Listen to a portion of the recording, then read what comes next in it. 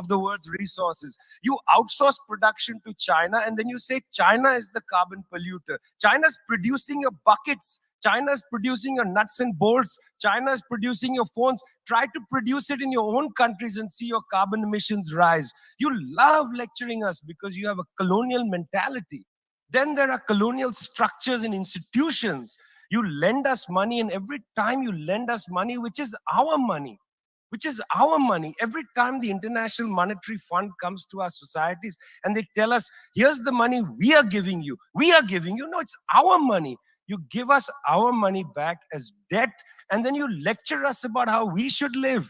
It's extraordinary. It's not just a colonial mentality. It's the colonial structures and institutions which reproduce themselves year after year after year. And let me tell you something, the climate justice movement, not clued enough on this, The climate justice movement is a movement that says we're worried about our future. What future? What future? Children in the African continent, in Asia, in Latin America, they don't have a future. They don't have a present. They're not worried about the future. They're worried about their present. Your slogan is, we're worried about the future. What future? That's a middle-class bourgeois Western slogan. You got to be worried about now.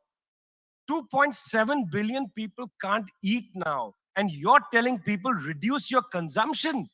How does this sound to a child who hasn't eaten in days? You got to clue into this, guys. You got to clue into this. Otherwise, this movement will have no legs in the third world. No legs. Later, I'd like to tell you about the International People's Assembly, a network of 200 political organizations that we're setting up, rooted in the global south. We want to tell you what our issues are, but are you willing to listen?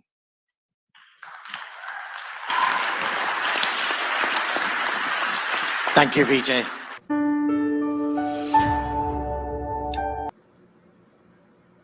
Welcome to another episode of the Nick and CJ, but this is Nick and CJ Weekends. I'm one of your hosts. I'm CJ. What's up, Nick? What's poppin', my friends, my family? We are back. Another episode of RBN Live Saturdays. I host a Saturday time slot, but whenever CJ's done to join, it's always good. So I think it's Nick and CJ Saturdays now. Weekends. It's good. It's good. I'm glad you guys are here to join us. And the clip that you heard from VJ is exactly why, and I learned this by educating myself, becoming more of an anti-imperialist, actually studying geopolitical conflicts and relations, actually understanding the climate struggle. That clip you hear from VJ is exactly why the liberal establishment, the Western chauvinists, will always be weak on the issue of climate. And it will never be able to reach the third world because you have the Democratic Party and liberals and rich liberals who claim they care about climate, but they address climate without the class struggle. Let me repeat that. The liberal establishment, social democrats, they approach the climate crisis without class struggle. And I was guilty of this at one point as well before I educate myself, because one of the first organizations I ever volunteered for was Casey Sunrise. And now we all know the Sunrise movement is garbage. Garbage. It's a democratic front operation where the mindset of these progressive climate activists is to wag their finger at developing countries. Wag their finger at China, for example. Instead of acknowledging the fact that the biggest polluter on the planet is the military-industrial complex. Do you guys know the top 1% is responsible for 70% of global emissions?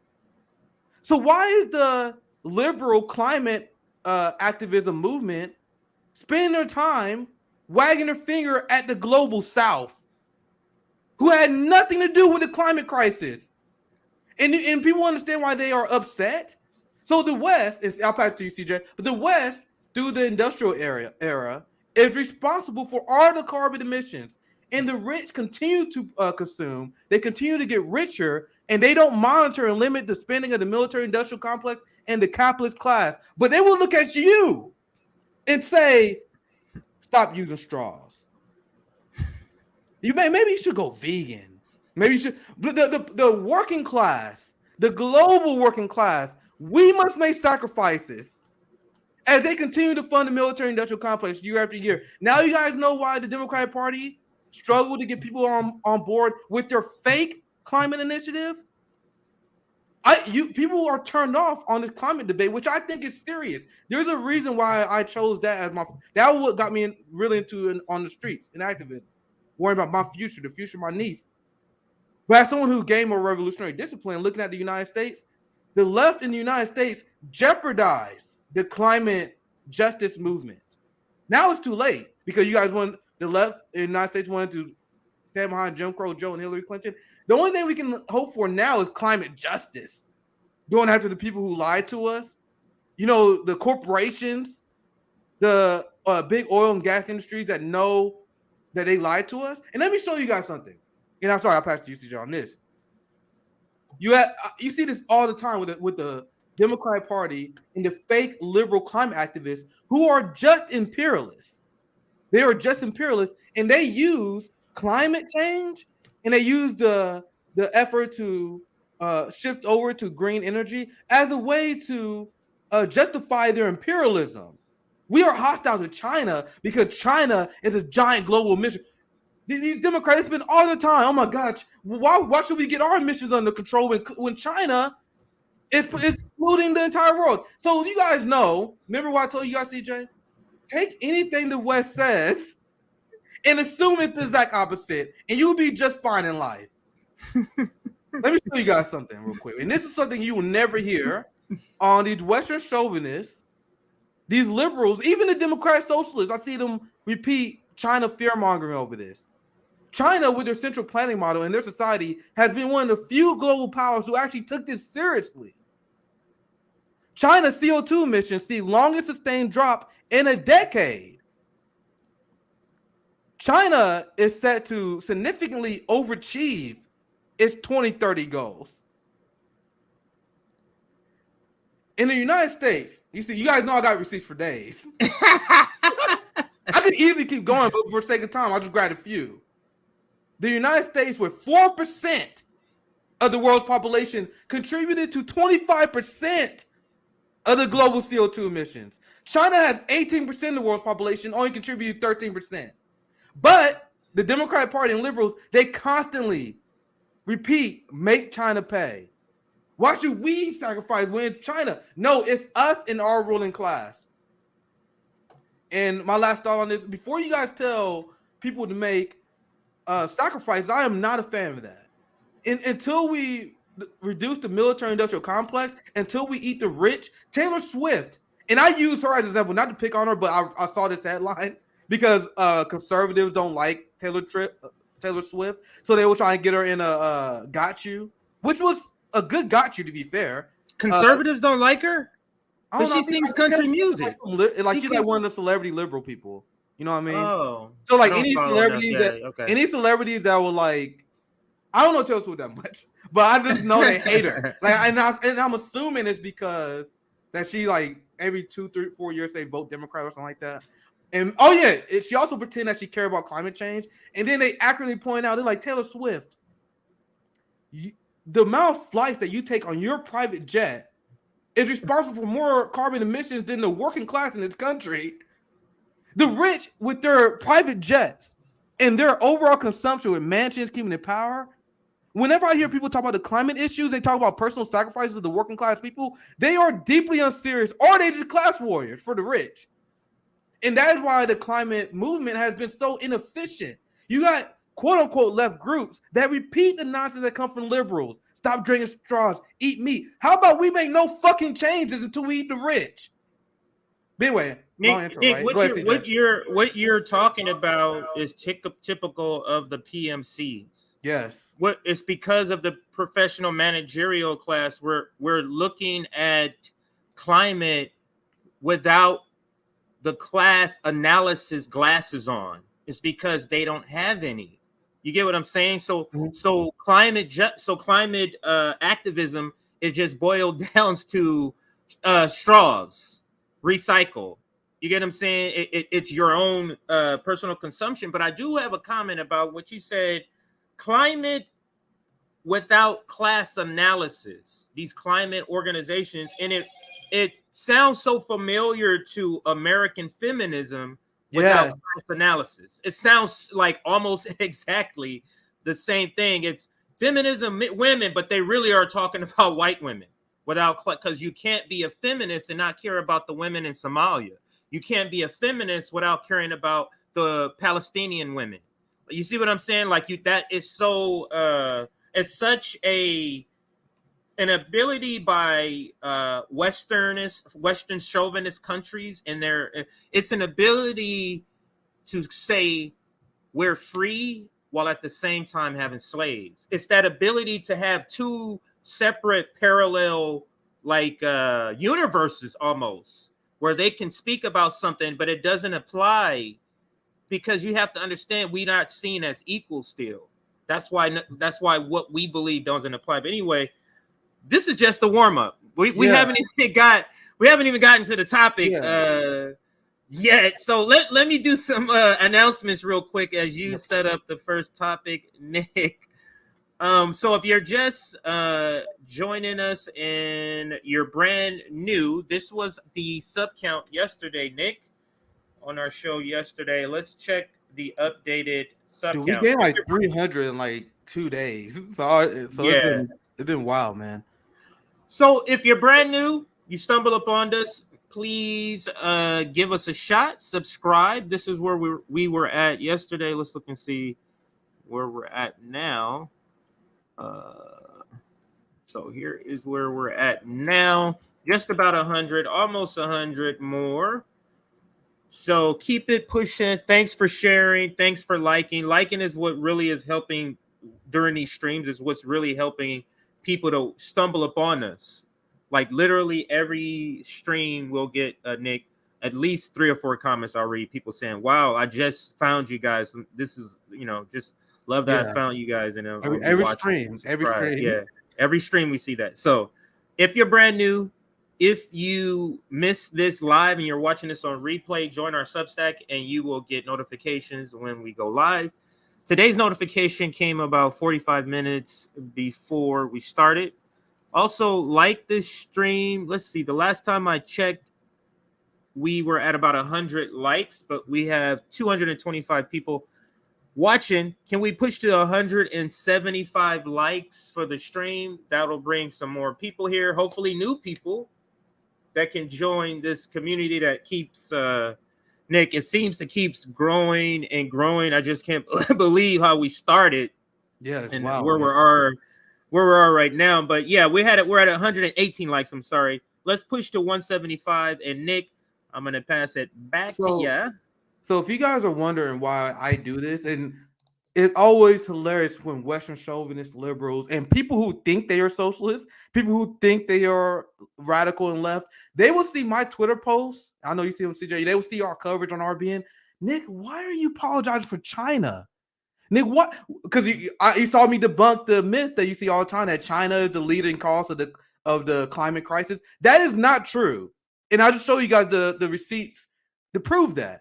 The genocide of the Uyghur Muslims in China, not true. Literally every single anti-imperialist journalist in the United States already rebuked that. The U.S. State Department admitted it wasn't true. So why is it important for us to debunk the lies of the enemy of the empire? Now, so as anti-imperialists and as an anti-war movement, we need to become more disciplined. So how are they able to manufacture consent for war? By creating an enemy that makes people turn their brain off. So yes, let's send weapons to Taiwan because China is big evil.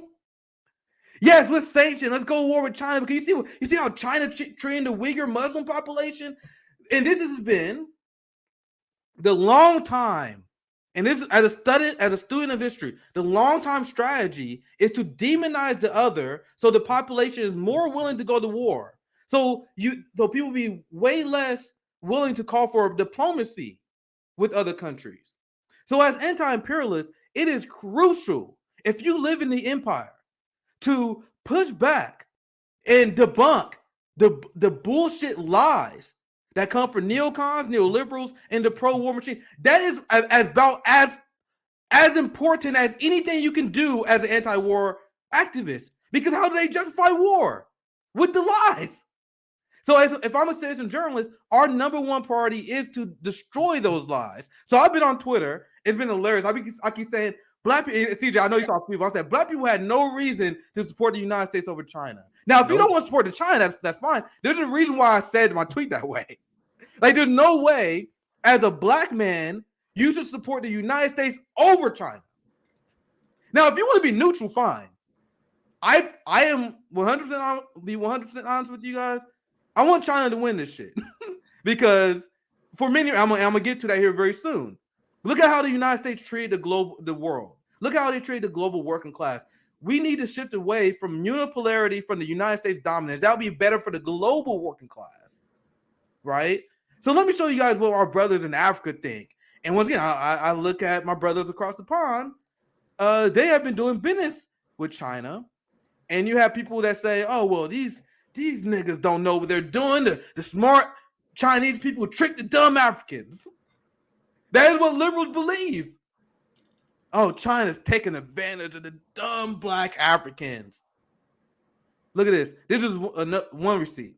China is going to reduce tariffs for 98% of goods from 10 of the least developed nations in Africa to 0.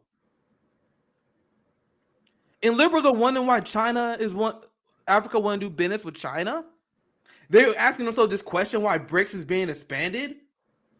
I'm gonna show you guys a video, and there are a lot of these videos. I see these videos all the time. They start showing these more often of Africans talking about why they prefer China. And what Google, CNN, China, Fox News, China. Look at their coverage on China, and they will always leave this part out. Let me show you this clip, and I'll get you in here, CJ, after this, just for your general reaction. Now I have a few more things to share. Here, look at this. This is coming from Africa. They have no right to choose friends for us. Mm-hmm. We have the right to choose our own friends. So let me start that again, just because I know the subtitle hitting. Look what he said. He said, the United States do not have the right to choose our friends. Now, I'm going to let it play. I just wanted to fix the video. They have no right to choose friends for us. Mm-hmm. We have the right to choose our own friends. Mm-hmm. They became associated with us not through voluntary association. They imposed themselves on us. They gave us countries we didn't have. We had one country, one continent. Mm-hmm. But with humility, we have accepted them. Okay, let them be our countries. But it's still more, they are not satisfied with our humility, with our acceptance of them. We don't hate them, but we can live together in a new time, in a new way, in a new world, with dignity, with respect for each other, with cooperation and solidarity. Cooperation and solidarity. And that has been the word that China has used a lot in their language. Africa has been using this the relationship between China and Africa is solidarity. The relationship between the United States and Africa is one of imperialism and subjection. CJ, do you want China? I can't hear. Yeah, the reason see you're seeing why I'm happy that I'm experiencing what's happening is that you're seeing why the United States and the imperialist core has to propagandize against socialism and communism. That shit spreads like wildfire. And I'm not saying socialism and communism is spreading in this way, but you see how people are saying solidarity and just peace. Like people let live. Like you live, let's all make sure everybody's fed on the planet, make sure everybody's housed on the planet, and then go into do whatever you do. Like do all your own cultural shit in the United States. Who is against that, Nick? Who's against what he just said? How can you be against just everybody, every human being okay? Like, it makes no sense. It makes no sense, but they have to make sure this message not get out. China's a threat. We always hear this. A threat. Yes. What? Militarily? What does that mean? A threat to who is a better question. To who? Go ahead, Nick. And they don't fill that out because they want you to fill it in with your own head. Yes. Now, the only people who are living in the future is, guys, it's the year 2022. Nigga, I was born in 91, bro. I was born in 91. And I remember thinking like 2022, bro, shit's gonna be crazy. I used to watch the Jetsons. George Jetson was born this year. Like, if you ask me what the 2020s would look like, I was like, yo, this shit is crazy. Not the trash that we see now, homeless everywhere. We live in a failed police state. Nigga, if you told me this 15 years ago, we'd be like, what happened? You want to know who lives in the quote-unquote future that I envision? China. Look at their infrastructure. They got this thing called high-speed rail that I like to explain to normies, people who don't pay attention to politics. They're like, what? You mean they got high speed? You get on the train, you get what? China is the future. Look at Chinese infrastructure. Look at Chinese malls. I see like videos on Twitter because my timeline is very international. Like people are like, look at this unbelievable innovative mall in China. Like they live in the future. The West is a society of barbarians. We are a deeply uncivilized society, and that is why RBN presence, my presence on Twitter, has destroyed the brains of liberals and Western chauvinists. Because I'm explaining them to this using facts and knowledge. So look at the language they're using. We get back to the video. Let me bring up a comment because I want you to. It reads to me like a pushback, so I want you to address it because here at RBN. Let me pull it up. Yeah, I'll just put up the comment and then it says, careful about China. They're not dropping bombs, but they're giving loans with agendas. Careful that one. Yeah, I mean, it's a agreement that African leaders and philosophers, like one of the people we playing right now is a doctor, well read in African studies and history. So when I'm looking at people who know a lot about the geopolitical climate, what's best for each individual African country, they're introducing these loans that have been forgiven, that is building the infrastructure of these countries, unlike the IMF that has used predatory loans and they force people to take geopolitical position. I am asking you guys, what is the geopolitical position that China has forced the African countries to adopt? You literally have Anthony Blinken in the West that is demanding, let me pull up the receipt right now, because obviously I wasn't ready for this. You had the US demanding Africa takes its side in Ukraine. Let's see. And let me show you guys this as well for all the people who think I'm just some American who don't know the relationship between Africa and China. How about you Western chauvinists tell Africa this? The pushback you guys get. China surpasses US in the eyes of young Africans. So I don't know. I think Africans know what's best for them. That's what it seems like to me.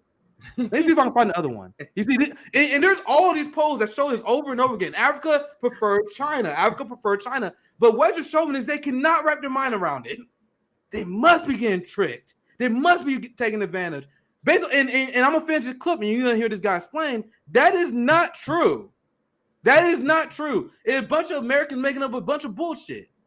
Let's see if I can find this other receipt, because I'm trying to find U.S., Africa, Ukraine. I didn't mean to divert you. I thought just. It's good pushback. It's good pushback. Yeah.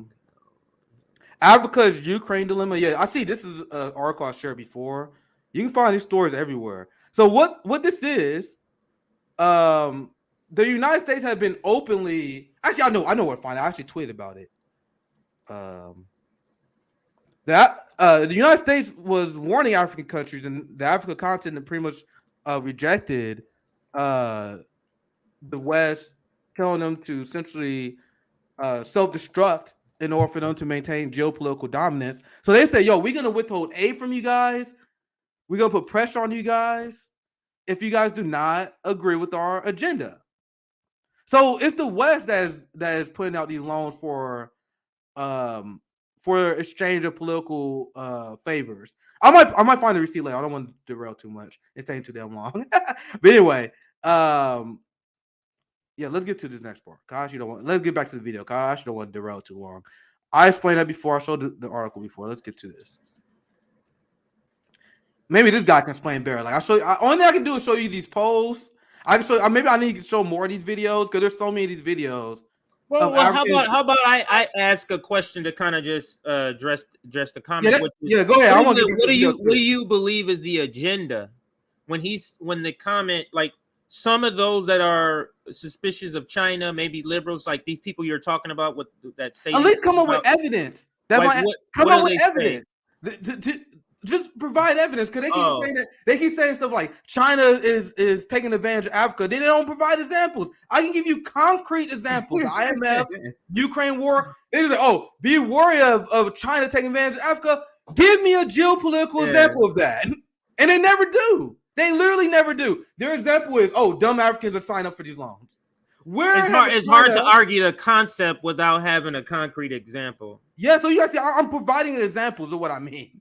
Like every time I do my segments, I'll provide examples.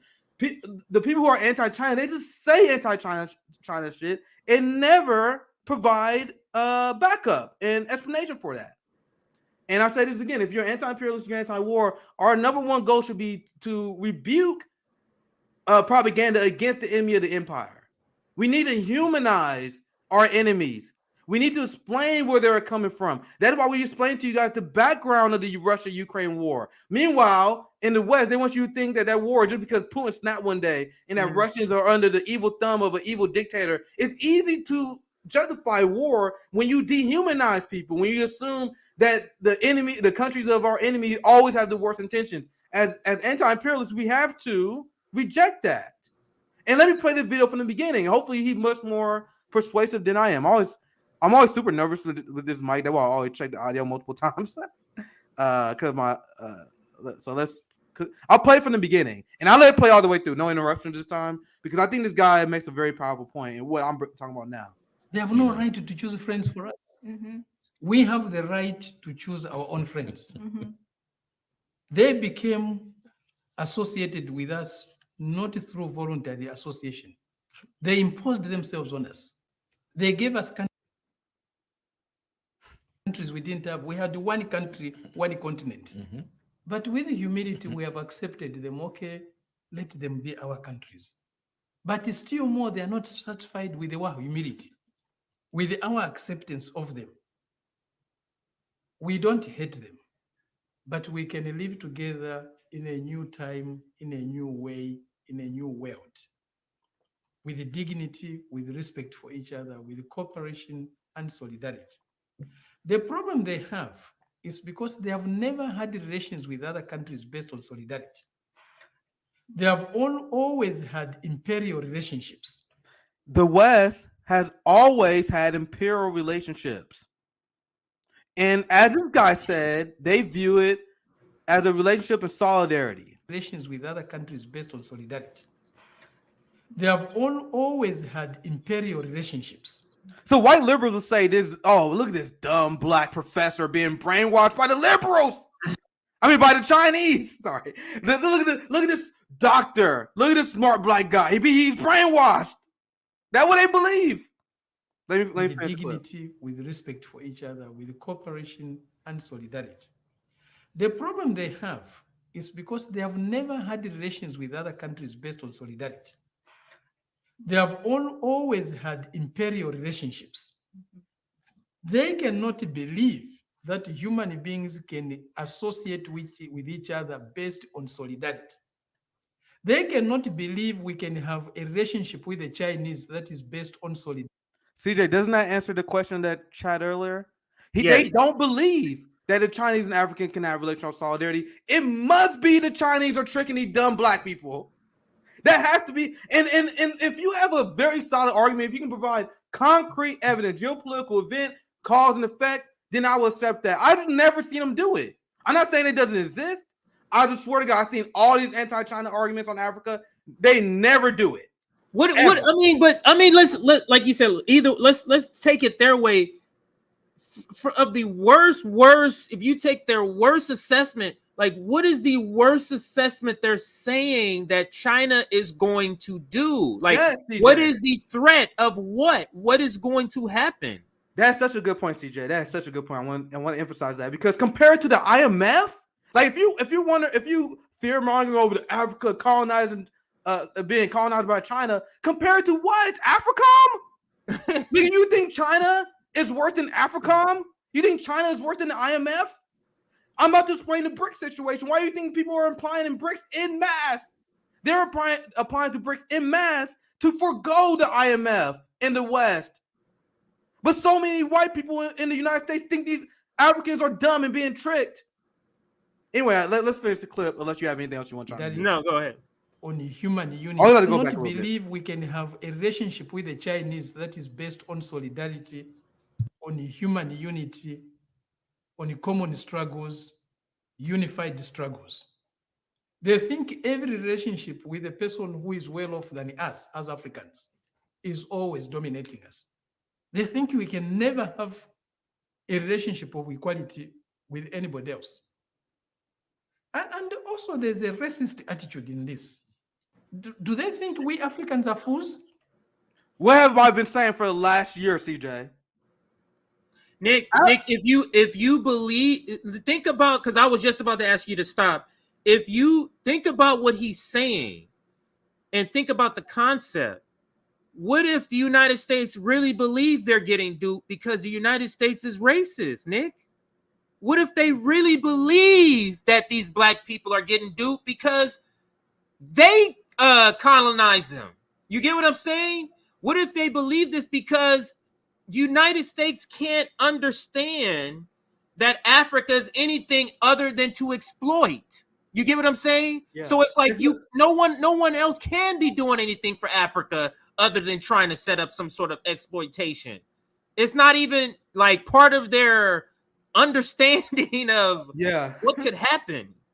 Yeah, and I want to clarify when it comes to the U.S. State Department, Anthony Blinken and the politicians, they know. I don't do this thing where I believe that the ruling class is dumb, but the people who vote Democrat and their media heads, they believe the Africans are dumb. Like when you look at Anthony Blinken, and I know you're right, CJ, but Anthony Blinken is evil, but you will never hear me say Anthony Blinken is dumb. Dude speaks multiple languages. Dude is very smart. Dude knows everything. He's probably extremely well-read about geopolitical affairs. If you guys want to think, you cannot convince me that Anthony Blinken had just a simple analysis that Africa is dumb, right? He knows what he's doing. He's weaponizing that against white Americans and American populace in general that will believe him because that is used to justify escalating tension with China.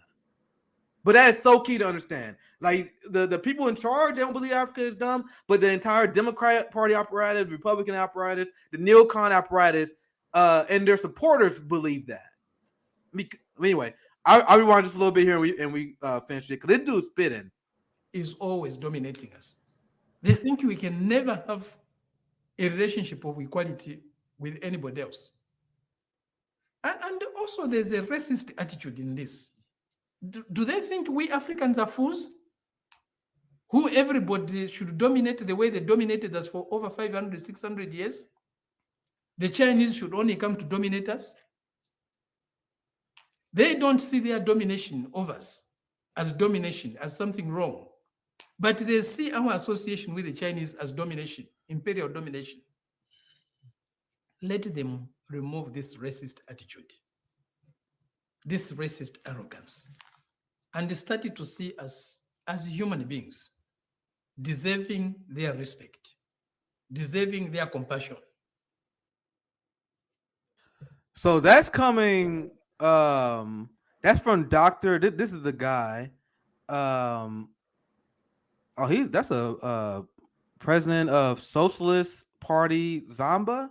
So you guys see what the socialist position, the anti-imperial, the pro, the pan-African position, if I should say as well.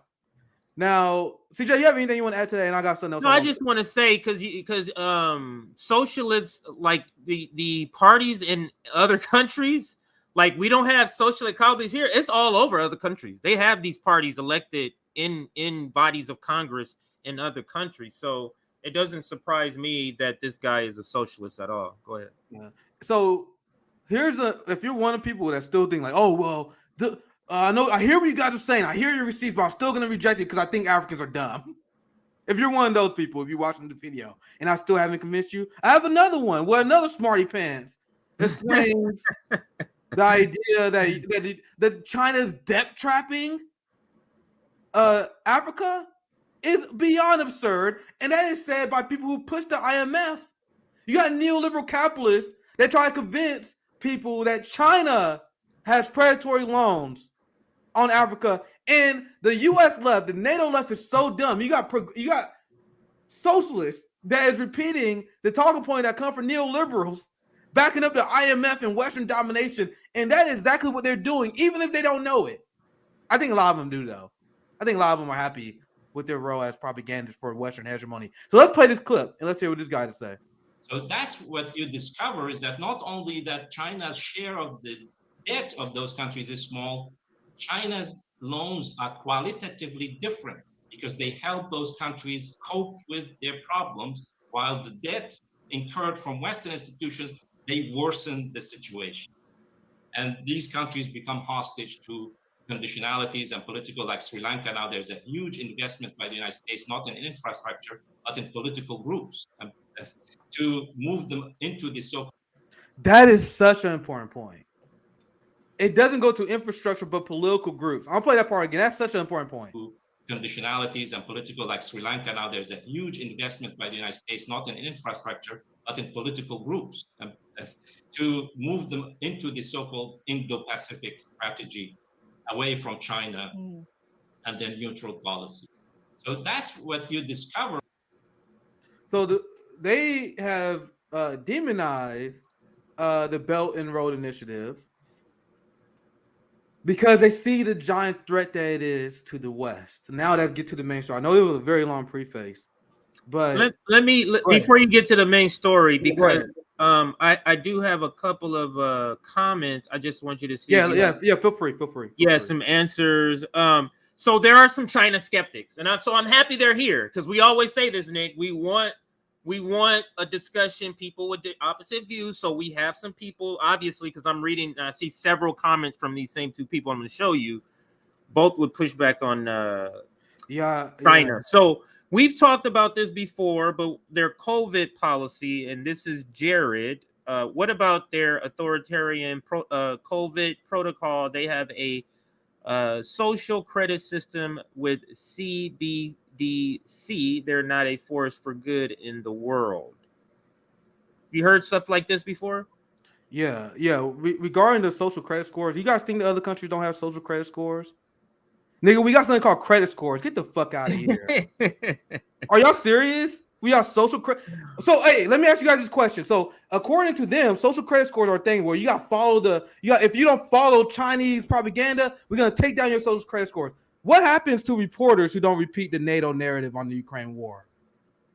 Their social score goes down. They lose access to their PayPal. They lose their YouTube account. Have you seen Max Blumenthal? Have you seen his CIA written Wikipedia page? Have you seen him being disinvited to, like, it's not so you know, I'm showing these comments, Nick, because I want to show people that we're not afraid of pushback, but oftentimes around, specifically when we're talking about China, it's like people are just kind of throwing small things at the wall to see if anything sticks, because they are already starting from a point of China bad.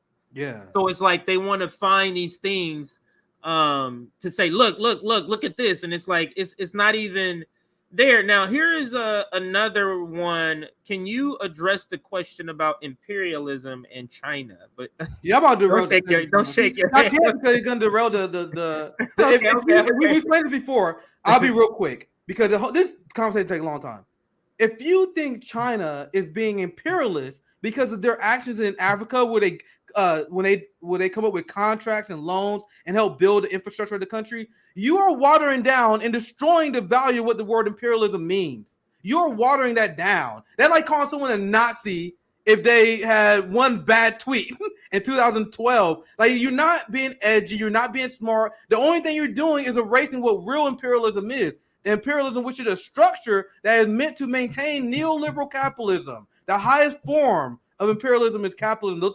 Those two things are intertwined. So to be anti-imperialist, you must resist the imperial capitalist system, which is BRICS. That's what they're doing. China. That's it. That's you explained it.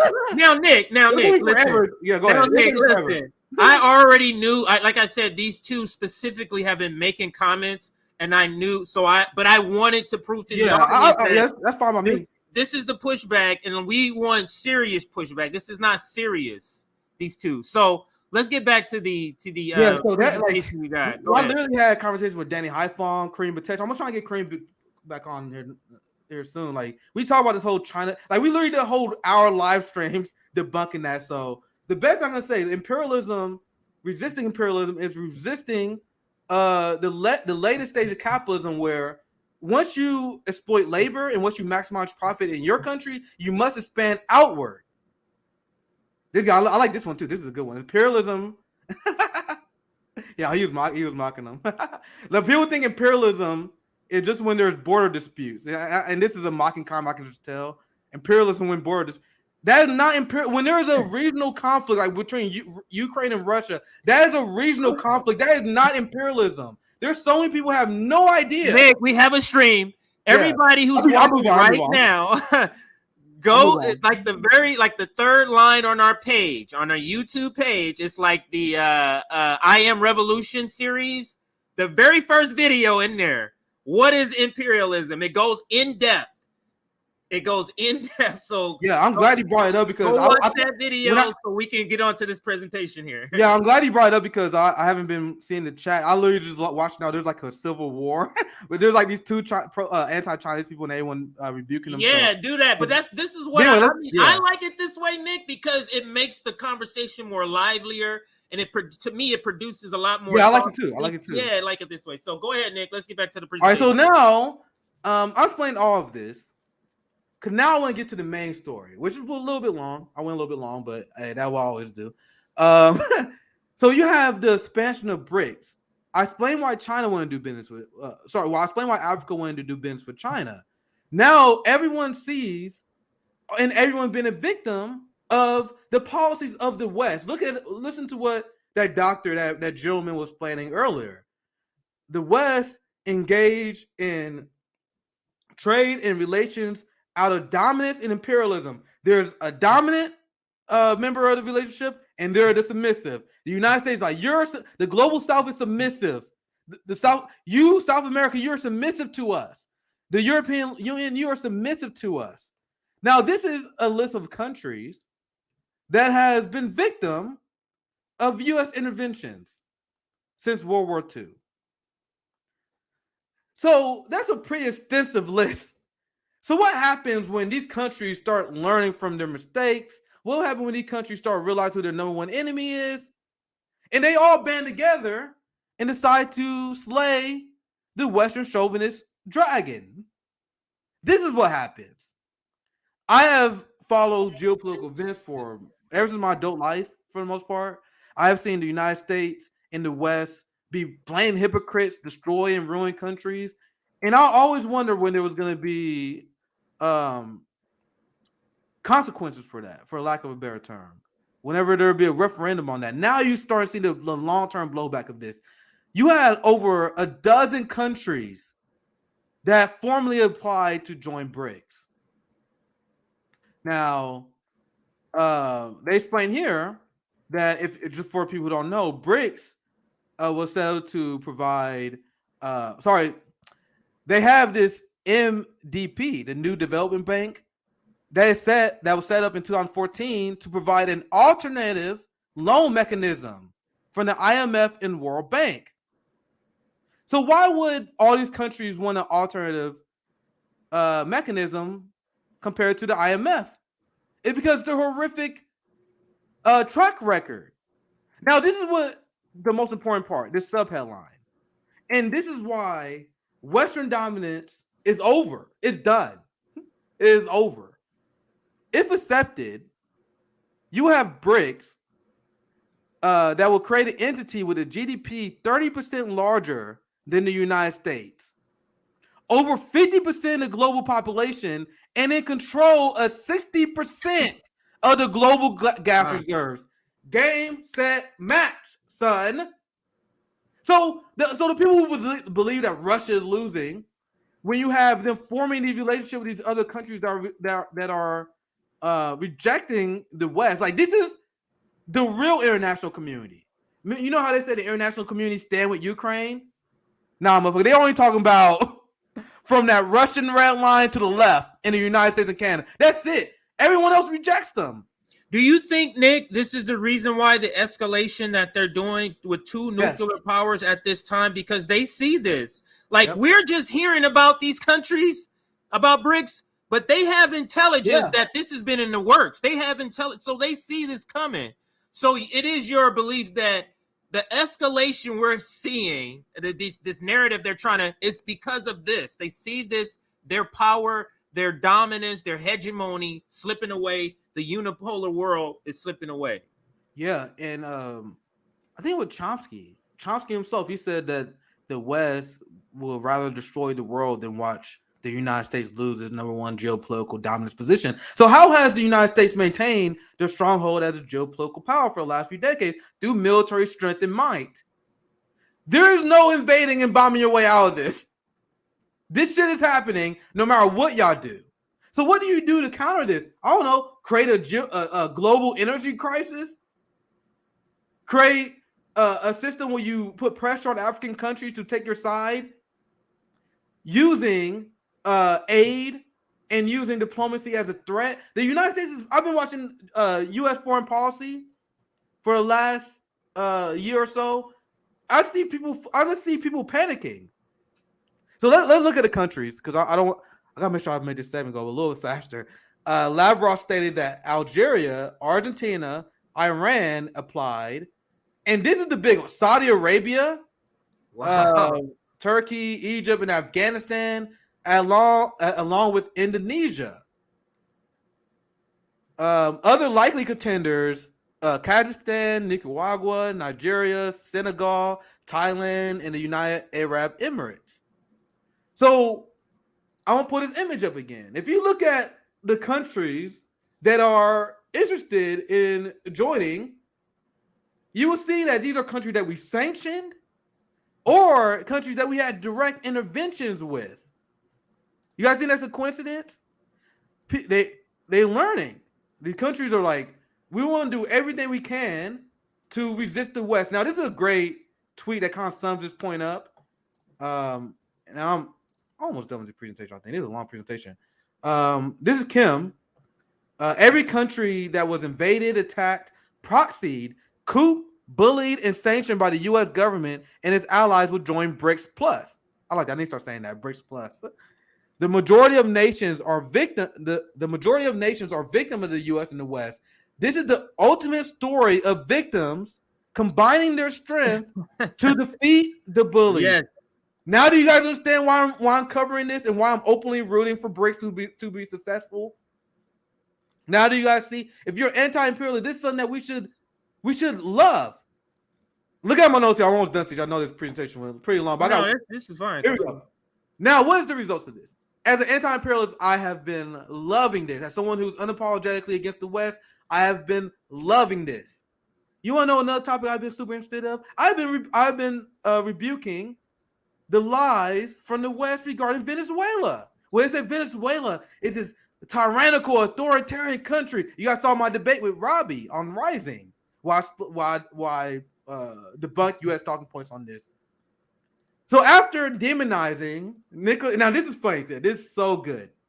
After demonizing Nicolas Maduro for over a decade, well over a decade at this point, they literally supported an embarrassing regime change coup where Juan Guaido would have been president.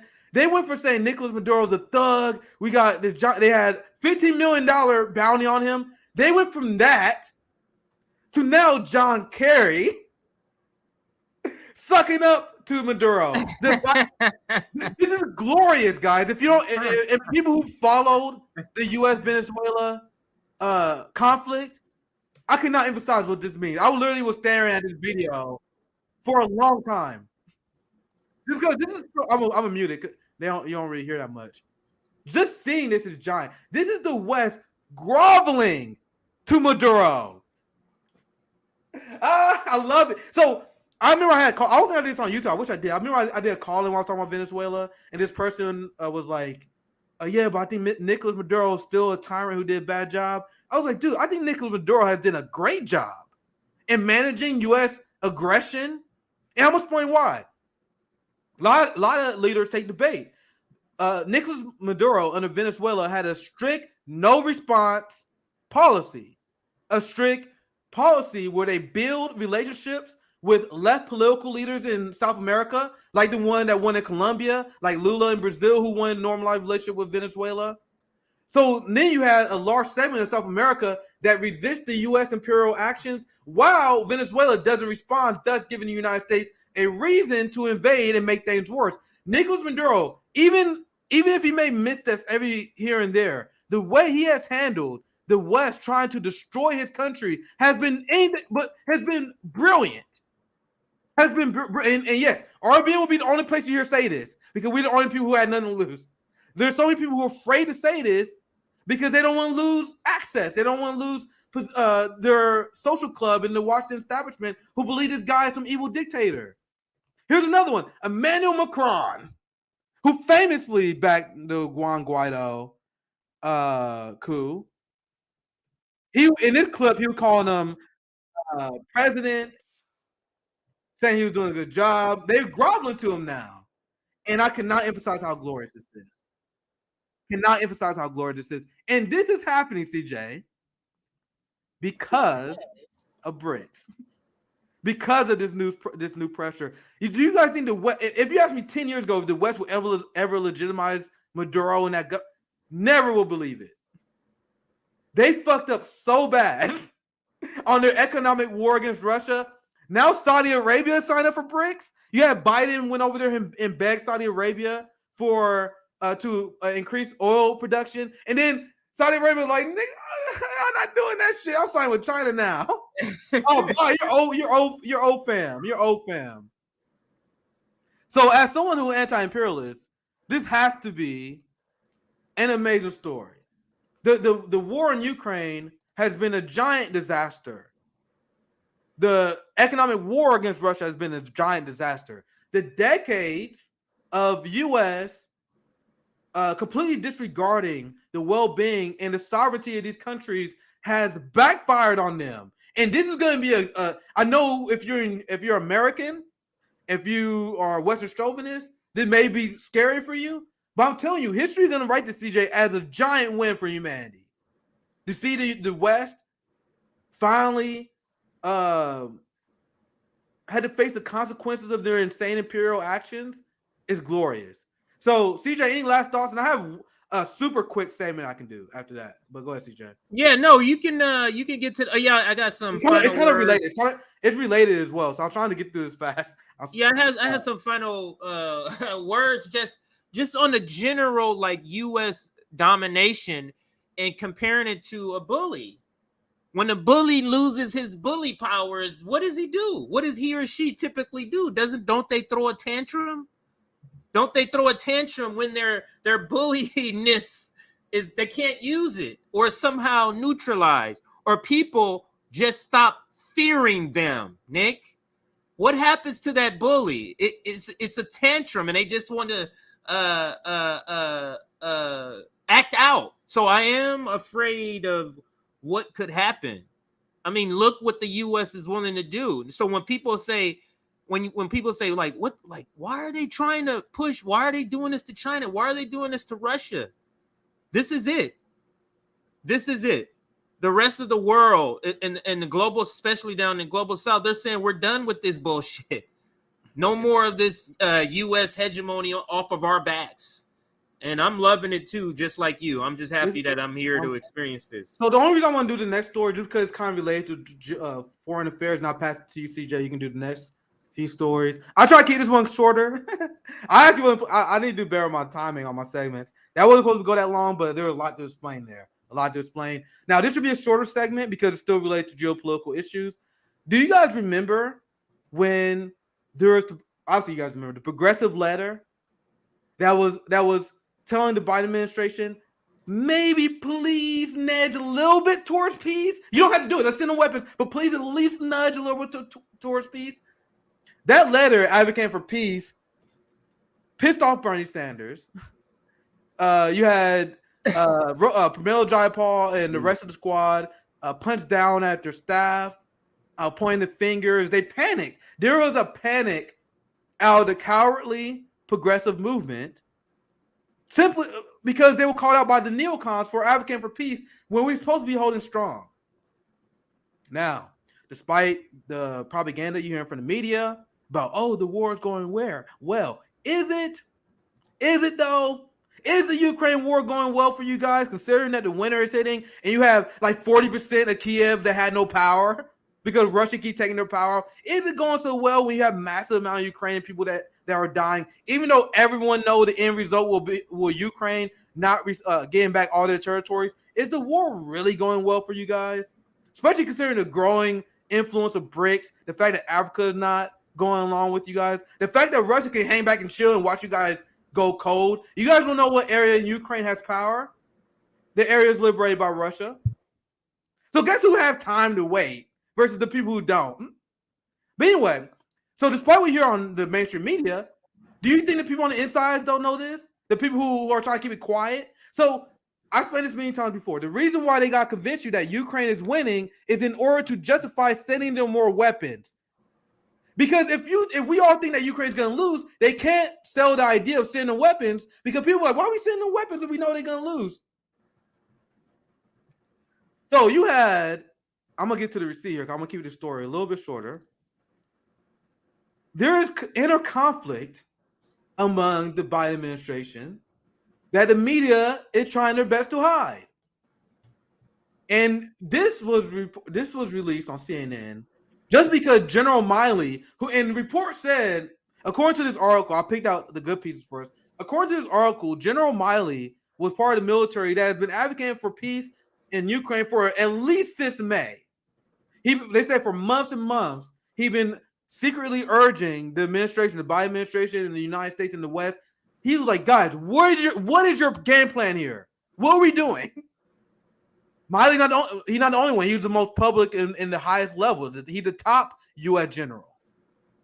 As top U.S. General Miley put. Now, in this article, they explain he's been saying this for months. So you had the United States top general advocating for peace. Biden administration, nah, you listen to that shit, nigga. I don't give a fuck. They don't care. They don't care. Look at this line here. This is incredible. Because this article details the people who was for diplomacy, the arguments they gave, and they talking about how there was a conflict between the Biden administration. Now look at this. This is the part of the article I think was most important. But that view of peace is not widely held across the administration. One official explained that the State Department, which is ran by Anthony Blinken, is on the opposite side of the pole from Miley. That dynamic has led to a unique situation where the military brass are more fervently pushing for diplomacy than U.S. diplomats. Let me translate that for you. The U.S. military is literally begging our neocon, psychopath politicians for peace. We have Democratic Party politicians that are literally to the right of U.S. military generals on war. Now, let me explain it in another way that may ring a bell. You have U.S. military officials and generals that is to the left of Bernie Sanders on the issue of Ukraine. Bernie Sanders called Nick Brana on the payroll of assuming Putin for mentioning peace. The progressive, like the elected progressive movement, Ilhan Omar included, she said we were repeating Putin talking points for advocating for peace. Meanwhile, the U.S. military is advocating for that. Do you guys see how insane this is? We are led by pro-war politicians that is holding a gun at everyone's head and say, yo, we're going to war. We don't care what anyone says. And anyone who questions that is deemed an ally of Putin in Russia. You guys don't see the problem here? But anyway, CJ, once again, what you got any take on this, and we can move on to the next segment. No, we can. I will keep that one shorter. Yeah, we can wrap up and scoop that one out and post that as as a like separate 5-6 minutes, yeah. one. But I do want to kind of go through some of the comments before we move to the next topics, because some of the comments lingering are still from the previous segment. So Dark Brandon is out of control. So is Dark Brandon a good thing or is it bad? Because I hear reformists, specifically the Humanist report, it almost feels like he's talking about it like it's good. Like that was Dark the liberal Brandon version. strikes again or something like that. Go ahead. Calling Joe Biden Dark Brandon is the liberal version of them reclaiming the N-word. So they saw conservatives say, "Oh, look, Brandon." They're like, "Oh, we got dark." They try to reclaim it and try to make it a good thing. I'm not saying it's the worst move, but it's cringe for everyone who's not propagandized, right? Dark Brandon, that's funny. So Bernie funding Nazis and Raytheon. That sounds about right. That sounds about right. What would you have said if somebody told you in 2012 when you was canvassing door to door for Bernie? If somebody said, "Man, in 2022, Bernie's gonna be voting for NATO," and shit, you would have been like, "What, nigga? Fight your."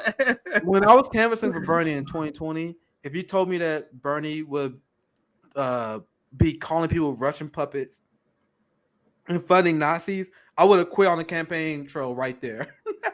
I would have bought my ticket home, flew back home for South Carolina if I knew that. You can make the argument I probably should have known that, and I will agree with you. Yeah, I didn't have the revolutionary discipline I knew I have now. But I think even with Bernie's pro-war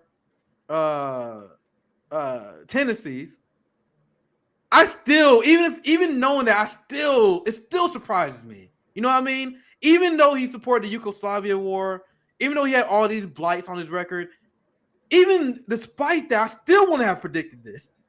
I don't know. Maybe I'm too naive. Like it's unbelievable. That's why I'm so angry. Like people say, "Oh well," I said this with Glenn. People say, "Oh, Nick, you just go after Bernie Sanders. You just go after AOC because you're salty. You're just salty." I'm like, "Yes, nigga, that's the point. If I wasn't salty, why would I go after them? I am extremely salty. I'm extremely salty, and that should be our response." It's like that's what I was just about to say. That it's like, why shouldn't be salty about you funding the police state? Why shouldn't I be like? Why shouldn't I be salty about the things that I'm salty about? I should be salty about those things. Go ahead, Nick. Oh, there's another quick statement I can do because Go ahead. This is really quick. I know I had a whole Saturday show planned, so sorry, but let me play this. This is a quick segment because I'll kind of relate to the Ukraine war. I had this in my notes after that segment. You guys see this? Former U.S. President George W. Bush to hold public conversation with Zelensky, and that's the week. So it's almost 2 on the money, isn't it? It's almost 2 on the money. So you had Bernie Sanders in the NATO left. They see these people getting together. They see Mike Pompeo. They see John Bolton. They see all these neocons agree with their position, and at no point do they ever stop and pause. And the worst neocons are agreeing with you guys, and at no point do you guys ever consider why that is. So they're gonna have this conversation that is meant to manufacture consent to give money to Ukraine. Now, the reason why I want to share this because I think this is funny. You have Zelensky who recently said that he want to follow the Israel model for Ukraine. So you have Zelensky praising Zionism. Now you have Zelensky and their team embracing George W. Bush the same way that liberals do. And now I want to take this time to bring up what I think was this is the funniest video I've seen this year in politics that's related to this story. This is George W. Bush talking about the invasion of Ukraine. In contrast, Russian elections are rigged. Russian elections are rigged, said the guy who stole the 2000 election. Oh my God. Bro, Jeb Bush in Florida is literally complicit with help rigging the election in Georgia. But I covered this a long time ago. He was literally put in place to give an election to this guy. But he's talking about how Russia rigs elections. Political opponents are imprisoned or otherwise eliminated from participating in the electoral process. The result is an absence of checks and balances in Russia and the decision of one man to launch a wholly unjustified and brutal invasion of of Ukraine. Sorry, this will always be my favorite video. I don't think it's talked about enough. If you guys haven't heard it, listen to it. A wholly unjustified and brutal invasion of of Ukraine. This boy he got some demons chasing him. That is one hell of a fraudulent slip. So that's the NATO coalition. Anyway, go ahead, CJ. I know I've been. I'll pass it to you. Yeah, I got just a couple. They're not. I mean, just to finish out the thumbnail, I want to make sure we covered the main story. Yeah, covered the main story with BRICS. So, actually, I think I want to start with Anna Kasparian. Do I? No, I want to start with AOC. Okay, I'll go back to the original article. So, a lot of you have already seen this. It is absolutely a buzz online about this article. I'll try to get the headline and her face in that shot there. But AOC responds to critics, quote, "If someone makes a mistake, it's not the same thing as someone selling out." So the title of this segment is AOC says, "My bad, everyone. My bad." That's all she's saying. So we're going to cover this article. And guess who this article is written by? Of course, Ryan Grimm. So the beautiful, or I should say the incomparable Ryan Grimm. I'm being sarcastic. The subtitle is Alexandria Ocasio-Cortez on political mistakes, the discourse, and the left's growing pains. So this is the article we're going to be covering today. Let me blow it up a little bit, y'all. All right, I should have used that picture as the main picture. So we're gonna read it, but we're gonna go down to where the questioning starts. So this is an actual interview. So that first part is just sort of an introduction about what the interview is for. So we want to start with the actual questioning, and we'll see what types of questions, what type of pushback Ryan Grimm gave in this interview, and some of the ridiculousness that AOC has given. But first, in between segments, we always do a little bit, just update the announcements.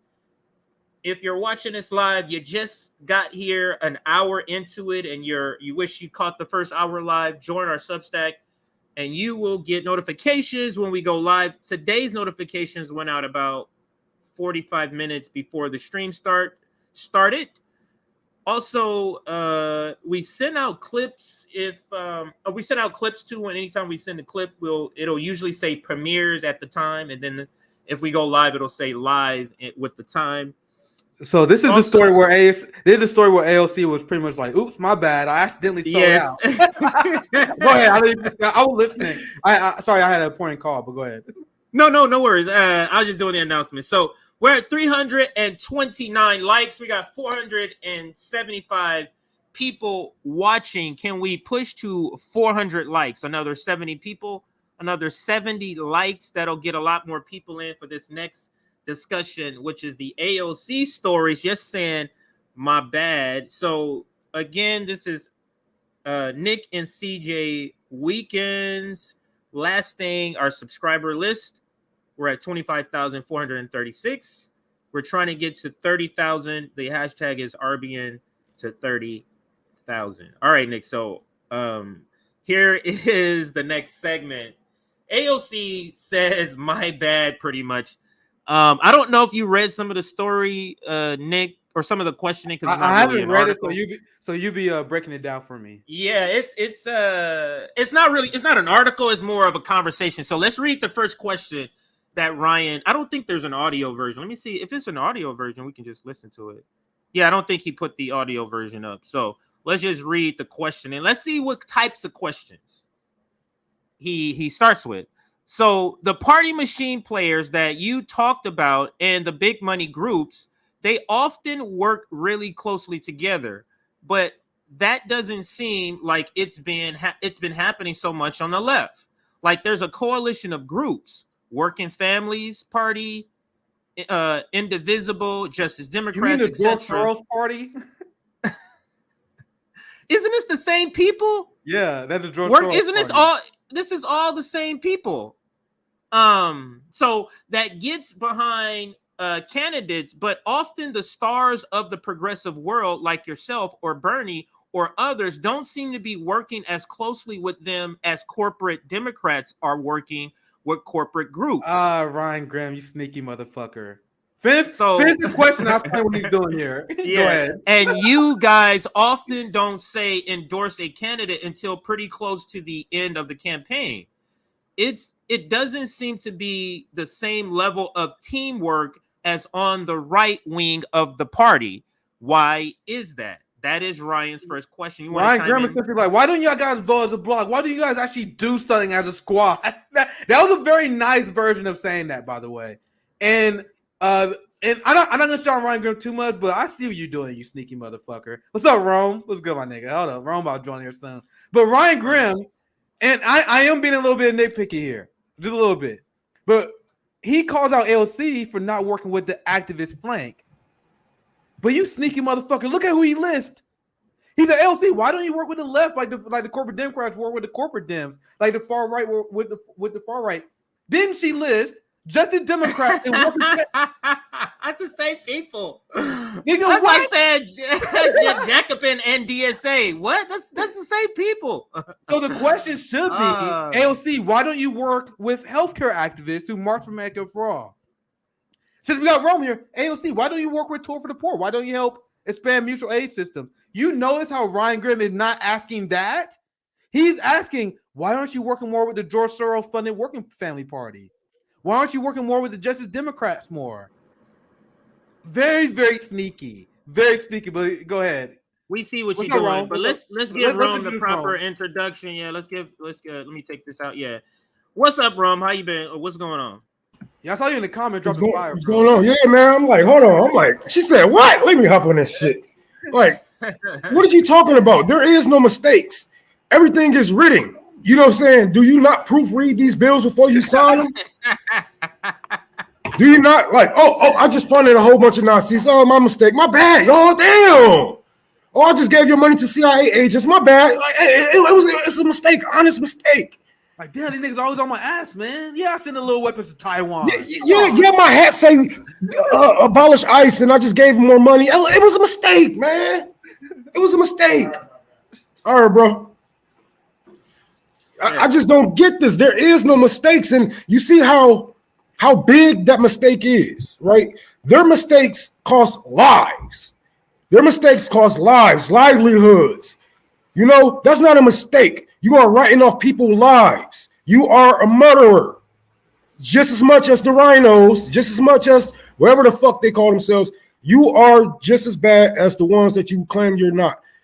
Matter of fact, even worse, because you come with the tongue of the people, but with a mindset of a capitalist. So you're even worse. There is no mistakes. You were just an evil person. All right. Let me read a little more of the article. I'll take this off on Rome's face there. Let's, where am I? Right here. Okay. Okay, right here. And I finished that. So let's go to her answer. So why is it that you don't coalition more is essentially the question. And here's AOC's answer. It's long. It shouldn't be this long for this, but well, I think some of it is just has to do with resources. That's what she's saying.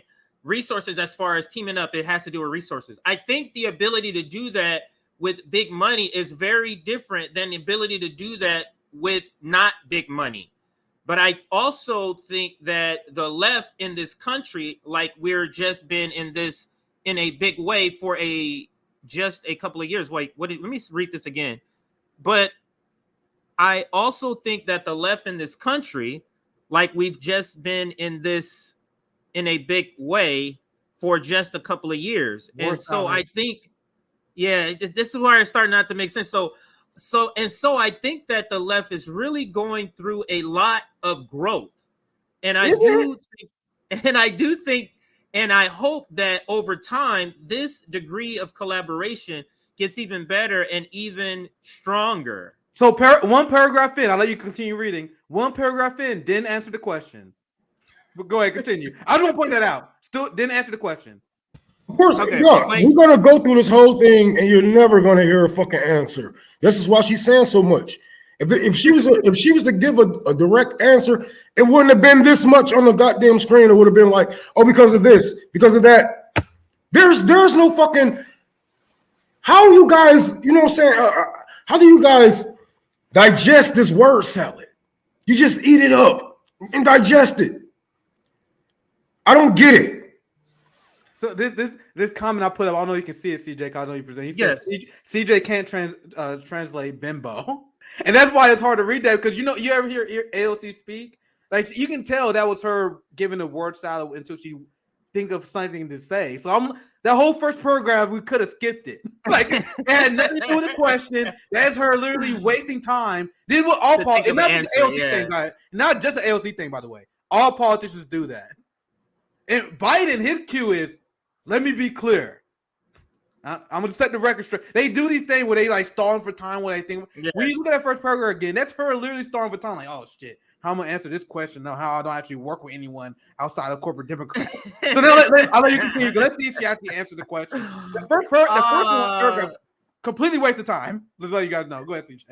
All right, so because I think there's so much work to do, but there's fewer organizations and resources to do it with on the left than there are, of course, just on what is this just real quick, CJ, real quick. They also and she doing the same thing here. She said, well, as much as I want to help, we don't have the same kind of money. We don't got big money like the corporate Democrats. Motherfucker, y'all raised millions. How much money do you need?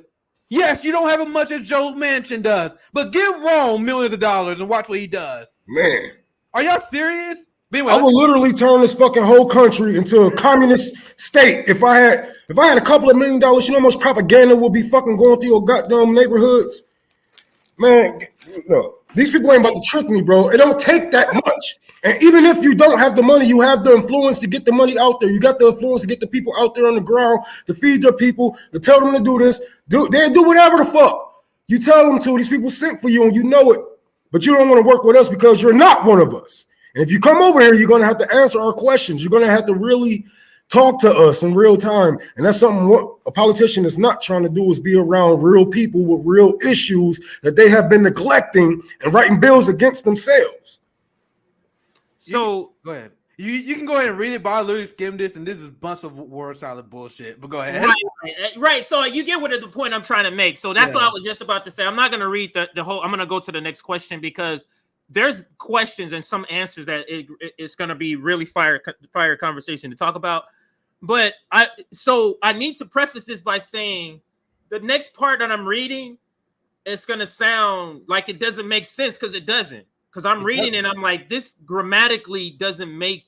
She jumps without completing the thought, and then she'll just go to something else. So I'll read it just like it's written. But yeah, I mean, I think there's so much work to do, but there's fewer organizations and resources to do it with on the left than there are, of course, just on the moneyed right wing and corporate wing. That it then falls on individual organizations to have like these huge missions, which sometimes can lead to a little bit of dilution of focus. A lot of people arguing over what one organization should do, or opposed to the corporate wing of a party where every small priority has its own PAC, has its own organization. Pause. What she is saying here makes no sense. I hope you guys hear, because Ryan Grimm asked her, why aren't you working with Working Families Party and and Justice Democrats to help progressives get elected? That is the question. How does she start bringing, well, organizations, we don't have that kind of money. We got small organizations. They all got different focuses, and we can't compare us. Nick, he is asking you Why don't you work with these organizations? Like her answer has nothing to do with his question. She started bringing up, well, we got organizations that do just different stuff. Hey, how can we organize with all these different left? That had nothing to do with the question that was asked. Why aren't you helping the movement and the strategy that you support? We don't support this.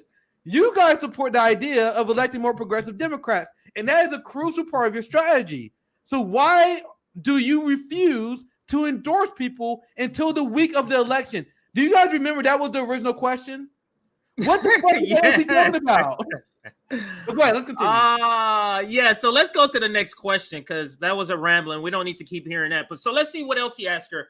It's interesting because when the left was totally out of power, from say like 2015 up through the election of the squad, that unity among kind of the national grassroots online left was really strong.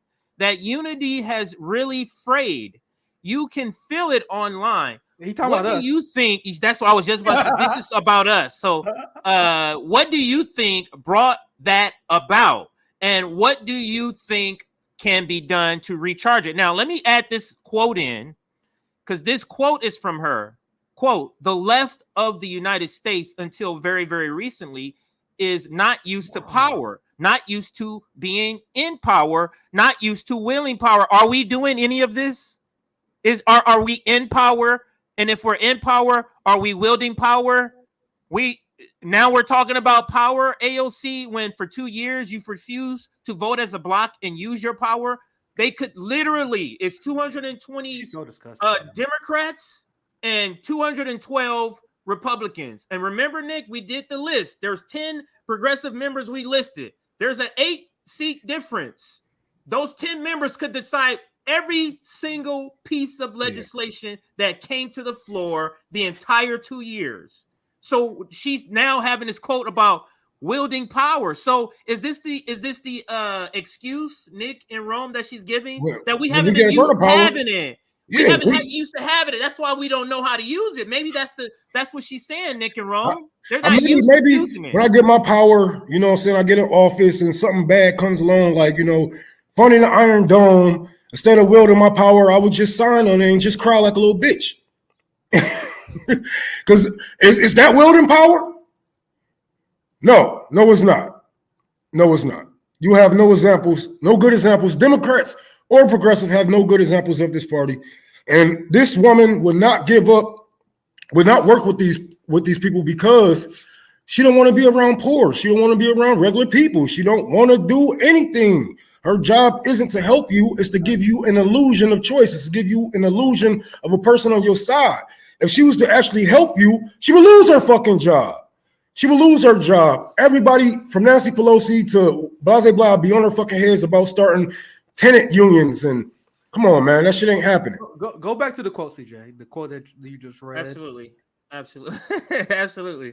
And I'm gonna keep it short, because I can literally go on a tangent on this. Like this, if you don't know that much about AOC, you can fall for this. If you know a lot about AOC in the record like I do, this is malicious. This is malicious. And this is very evil, and she knows exactly what she's doing. The left of the United States until very, very recently is not used to power, not used to being in power. The left, for one, the left is not in power because you're not part of the left. Secondly, it said the left is not, we don't know what to do with it. Oh, I got this power. I don't know what to do with it. Oops, I'm dropping the power. The power is everywhere. I don't know what to do with it. AOC, we have been telling you what to do since day one. How are you going to be a quote-unquote left member of Congress with power, but you refuse, and I mean absolutely refuse, to engage with the outside game? The outside game knows how we use power. That's why we had a general strike summit. That's why we had a March for Medicare for All. How many of these events did AOC show up for? 0. And Martha Stewart used to be my hero. So what she's saying may sound even like ditzy to someone who don't know. But if you know AOC in the record, you know the political strategy, you realize this is malicious gaslighting. There was the outside game that was begging her to wield the power. begging her to join us. So for the very first time, we can have political power. So she says here, the left is not used to having political power. You know what will embolden and give political power to the outside working class movement that had never had before? I don't know. Maybe a powerful, influential politician that is working with them and helping them accomplish their goals, which AOC is not doing. Wow, I told you, CJ, I didn't read this interview. I actually wanted to go into blind because I wanted to hear you cover it. No, it's But good. man, I literally, do the the same few thing when you do quotes it. that I read already is horrific. And I haven't read the whole article. I literally want to pull this up and hate read it later. Like, damn, every answer is Nancy Pelosi level bad. And I'm not exaggerating. Go ahead, CJ. Nick, I haven't even gotten to the worst part. Yes. So let me just reread this last. This reread. No, this reread. Chime in whenever you want. But that unity has frayed. He's talking about the unity online, like the online left, pretty much. You can feel it online, and that's what he's talking about. You can feel all the different things that's happening with Ryan Graham, with Sam Cedar, with Jimmy Dore, with Anna Casperia, with Jank, with Breonna Joy Gray. What do you think brought that about?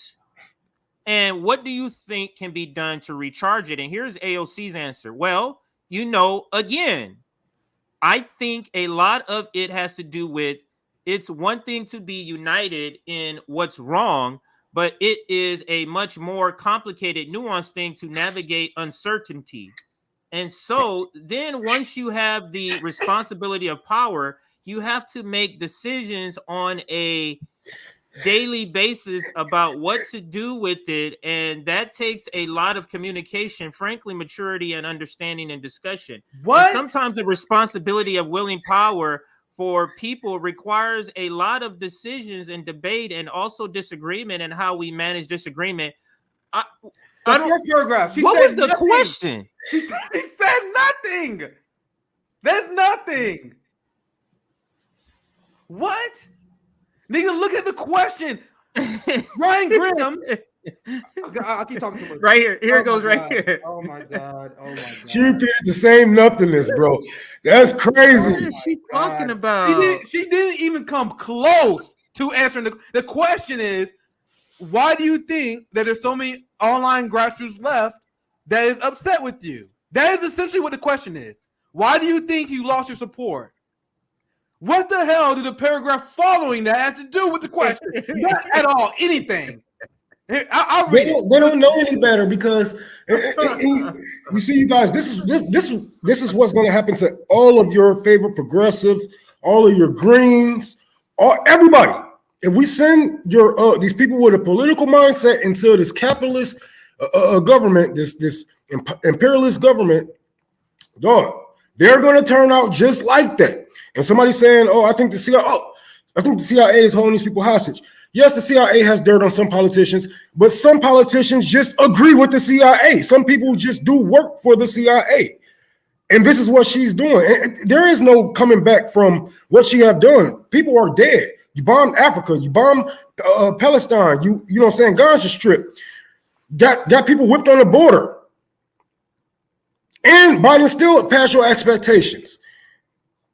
You can't get back from that. There is no coming back from that. And she knows it. That's why she's like, oh, these people don't know any better because, look, it's really a capitalist hellhole and I got to work with what I got. No. Because even if you, Jamal Bowman, and Cory Bush would have held up just a couple of bills, we could have put some shit in standstill and got, some negotiating going. Just a couple of you guys, because everybody else is bipartisanship on these bills. It all passed. All the members of each party signed them, but we couldn't even get 3 of you motherfuckers to say no to funding war. Yeah. CJ, if you don't mind, Yes. I'm about to read this part. And I'm going to Go ahead. translate. Because CJ can't translate bimbo, and I'm going to try my best here. Just to show you guys how much of a word salad that AOC is giving here. So scroll just a little bit to Ryan Graham's question. Absolutely. Oh, right here. I just made it bigger for those that So can't see I'm like summing me. up the question. So Ryan Graham was talking about how the left didn't have power until 2015. That unity grew with the national grassroots online left. That unity has really frayed. So what he's saying in a nice way, your online support, your grassroots support has left. And then he asks, what do you think can be done to recharge it? That is the question, okay, guys? Yeah, The question is, you had support, that you lost it. What can you do to bring that support back? Okay, you want to get to your answer? Well, again, I think it has a lot to do with it's one thing to be united in what's wrong, but it's much more complicated, nuanced thing to navigate uncertainty. And so then you have to have the responsibility of power. You have to make decisions on a daily basis. And what you do with it takes a lot of communication and, frankly, maturity, understanding, and discussion. And sometimes the responsibility of wielding power for people requires a lot of discussion and debate. And also disagreement and how we manage. You gotta see that's how I read it. Scroll down. Now add AOC's voice that you all know to this. Let's go down so I can finish it. And sometimes the responsibility of wielding power for people requires a lot of discussion and debate, and also disagreement on how we manage those disagreements. You know what this is? This was a tell. This was a reflexive reaction to the question, because she understands where the answer needs to go. Yeah. But she has to set the foundation to make her not seem like the bad person here, because she knows she's disappointed people. So all of this stuff is her trying to have an introduction of all her excuses. Look what she's saying. Listen, I got all this stuff. I got a Nazarite uncertainty and the responsibility of power and all this stuff. All this. She basically saying, I got so much shit going on. I can't really, do what I'm supposed to do. Basically, is what she's saying here. And you see how we manage disagreements. That's so. All right, let's. I told you not to bomb Africa. That's not a disagreement, motherfucker. That's a command. Don't give power to these war criminals. Be the fucking foot in the, you know what I'm saying? Be the fork in the road for some people. That's what your job was from the left. The left. That's what we told you guys to do. But you went in and you sold out quicker than any other politician in history. In history, Bernie Sanders didn't even sell out this fucking fast. Holy shit. To illustrate how horrific of an answer this is, imagine if a Republican was trying to court your support. And then AOC or you respond, I will never support the Republican Party. You guys are against gay people and you guys are against abortion. And then the Republican guy said, come on, man, we got to manage our disagreements. Do you guys see how stupid this is? Nigga, either we are on the same side or we are not. Oh, come on. I vote for Nancy Pelosi. We got to manage our disagreements, man. It's a little thing. I know I armed Taiwan. I know I did that. We got to manage where we disagree. You guys would never say that regarding the Republican Party. So why did this stupid bullshit apply for Democrats who have strong... Remember, we did a stream, and I was talking about it with Glenn Greenwald, and he agrees. These are not small disagreements. Funding and arming NATO is not a small disagreement. Telling the migrants in your community and your district to not come. Yeah, you thought we forgot about that. I'm not talking about Camilla. I'm talking about AOC. She did the same shit. Told them don't come. And all these motherfuckers taking up for, it's because of the conditions. Motherfucker, this New York. This ain't some fucking street on the east side of Detroit. This ain't, you know what I'm saying? Like, y'all one of the richest cities, one of the richest states we have. Y'all can take care of those people. But she, she feel the same way that she feel about us. I think. go ahead, CJ. This is where it's gonna really piss you off. The next few lines. I'm just warning both of you. The next few lines here. So I'm gonna read this last part and then I'm gonna go into it without stopping. This is the main part. We were just warming up. So.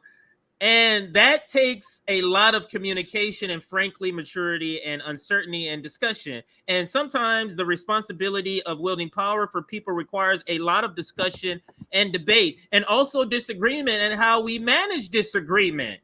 If someone makes a mistake, it's not the same thing as someone selling out. There needs to be a differentiation between an individual decision and a record and a pattern. Okay, I can barely get, so let me read the next couple of sentences. And so in the initial aftermath of gaining power, having to have these conversations require a lot of growth, and it requires a lot of debate. And I think sometimes it's very easy to turn on each other and No, it's have easy to people turn on turn you. on each other. Exactly. This It's is not all easy for us about to turn on her. each other. Am I turning on Rome? Am I turning on CJ? It's very hard for me to turn on each other. It's easy to turn on you. Go ahead, CJ. No, but this is where we'll I can't stop. believe she Because said that this shit. I part can't right believe here. if I was that interviewer, I'm sorry, bro. But if I was Glenn, I would have just held up a fucking Ryan. mirror. Ryan, I would have just held up a fucking mirror and just let her talk to her fucking self. Say this to your goddamn self.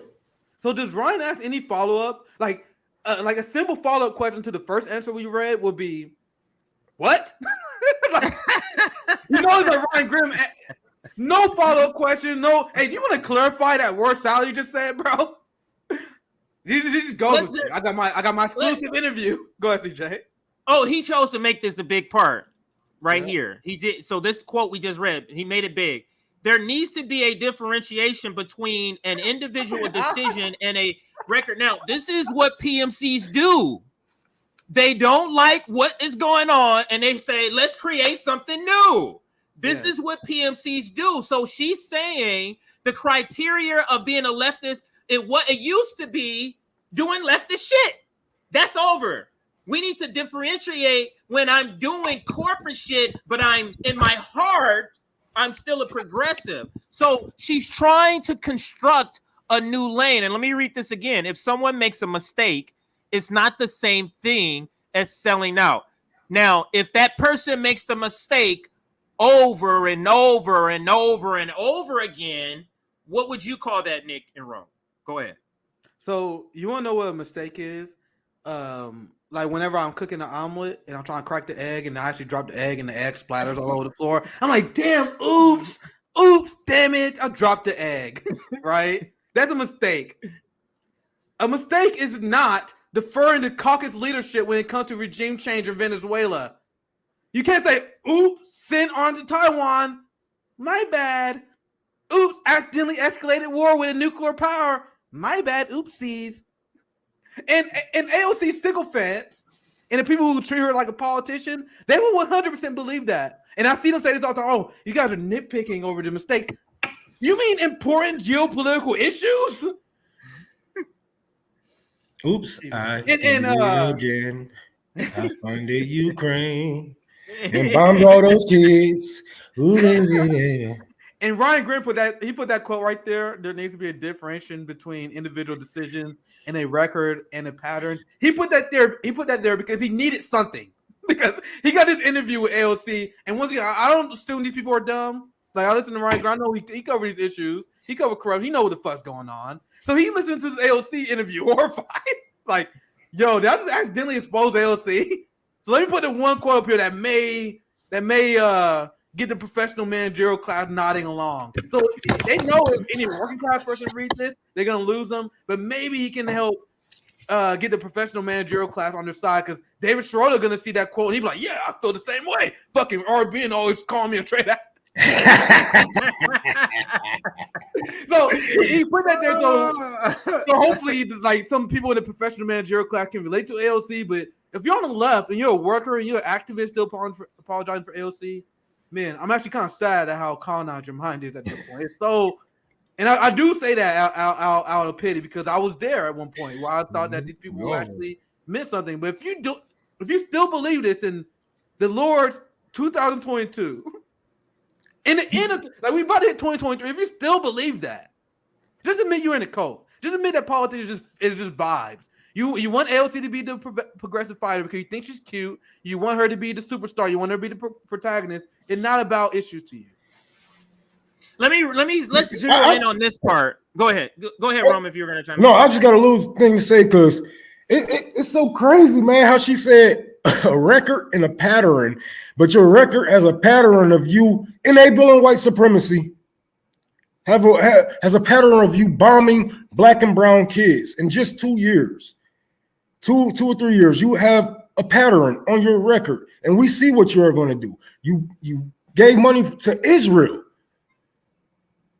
Now you give money to Ukraine. Is that not a pattern? Are we not calling out a pattern here on her record? We're not calling out individual decisions because all the squad got called the fuck out. Even the dinos got called the fuck out. But that's all I have to say. This guy said, Ryan. I like this comment. I saw this. Ryan did her no favor by letting her rattle on without making any real arguments. She really does sound drunk. I'll be drunk and I don't even sound like that shit. Dude, Ryan was probably listening to her like, holy shit. Holy shit. Wait till I write this shit down. He's probably like, wait till we get this shit out. But let's zero in on this, fellas. There needs to be a differentiation between an individual decision. So she's saying, listen what she's trying to say. Now, do anybody believe that AOC voted against war 9 times and then she voted for war once? Because that's an individual decision. But if you vote for war 7 times and then 3 other times you just simply abstain, that is a pattern. So I don't get this comment here because it's like, what's her pattern, Nick, as far as funding war? Isn't her pattern to fund war? So what is she talking about? There needs to be a differentiation because even with the differentiation, she has the pattern. But I don't talk like them, CJ. I talk nice. I look good. You know, I'm a woman. I'm different. I'm different, nigga. I ain't like them. See, I even got the Latina accent going on. I'm different. So CJ, do you mind if we or you guys can cover it, but do you mind if we can cover? I mean, you can break it down now, but we can cover the Anna story on Monday if you want. I actually got dip. We can put. I remember I had to dip at 4, so I actually got to leave. My brother's here, so we can cover that story on Monday, or you guys can cover it. But I actually got dip. Yeah, no, we can cover it Monday, or if I jump on, I might jump on here actually tomorrow, but. Roman and I probably will close it out. We'll be on and talk about a couple other things before we leave, but we'll push the Anna story. Yeah, that's my back. The first story went too long. The first story went too long. But I actually got dip. But I'll be watching. Make sure you guys stay tuned, like and share. I didn't even know about this, bro. Oh yeah. That motherfucker Mike is lucky he blocked me. He's lucky. This fucking coward. I hope Sabi got to him. I might have to join. Bro, this motherfucker lost his goddamn. What happened? I saw the comment in here. I went on Twitter. He already getting ratio. Sabi ratioed him to death. He talking shit because let me explain this real quick. So you guys know the professional managerial class are all Biden bros now. So remember when Biden announced his student loan debt cancellation? They used that as an excuse to praise Biden, and now they all acting surprised. And Sabi was like. Sabi very politely mentioned, like, we all knew it was going to happen, bro. We said this on this show. Sabi said, Breonna Joy Gray said it. And he explained to Mike that Biden wanted the student loan to fail. And then Mike, that fucking dumb motherfucker, he said, oh, you a dipshit. Do you really think that Joe Biden overturned the ruling? Nigga, that's not what we said. We said that Biden set up that. Sorry, I'm getting mad. He set it up to fail. He set it up to fail because he could have just passed an executive order if he wanted to just get in their ass on some shit, but he tried to pass it through some whack ass COVID bill, whatever the fuck that shit was. Yeah, and thing is, Mike, and this exposes the white boutique left. He got way more subscribers than us, way more views than us, and he has no idea about this video that Breonna Joy Gray when she had a lawyer on, and they explained the way that Biden said the student loan debt cancellation was set to fail, and Sabi was explaining that to him, and then Mike got mad and started flaming her. You gotta know how the white boutique leftists talk to black leftists who dare challenge them, and Sabi was very nice. Mike Figueredo for the people. All she said was, "I called it." I said, "I called it." Yo, anyway, so I gotta go. But that boy, anyway, he gotta deal with it. Yeah, those days are over. Those days are over. Those days are over with all these motherfuckers dogpiling on these black women and all that shit. No, all these colored people, disabled people, they be going after gay people, trans people. No. Well, maybe let me bring that up. Let me bring that up because I had no idea. So I have Sabi's tweet. Let's bring up Sabi's tweet. I had no idea about this. Yeah, I had to go on here. So I found Sabi's tweet. Let me blow this up a little bit. Okay. He did this to us? Yeah. Oh, I didn't see this shit. Yeah. You know what that means. No, it's over. I didn't see this shit. It's over. So, okay, I didn't see this. Okay, wait, let me see. Wait. Oh, this is back from August 15th? He pulled something from August 15th. It says, RBN on Jimmy Dore. Nina Turner's response makes Sabby. Oh, nothing in the tweet. Okay, so I remember I say that. Now, let's see what he says. Also, think it's hilarious that you're saying my mask fell off when you went out of your way to defend Tucker Carlson's good friend. And look what look at the tweet. Look at the tweet he's replying to though. Anything. But that don't mean, look, I know that shit don't mean anything, but look at the tweet. Why Sabby went on Jimmy Dore? To talk about racism. You know what I'm saying? To educate white people on racism. No, he's talking about the Nina Turner. Remember the whole thing when Nina Turner called Jimmy Dore anti-black, and then we did a stream.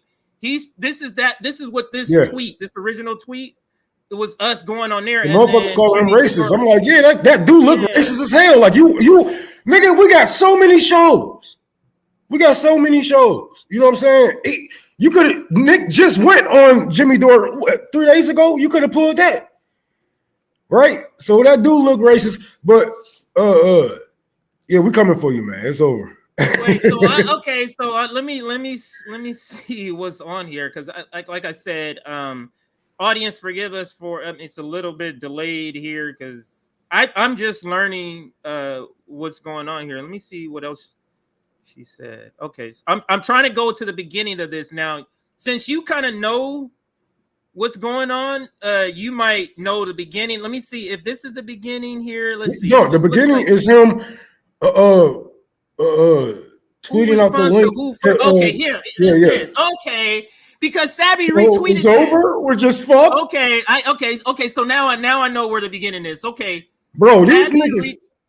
Sabby retweeted this. No. She commented.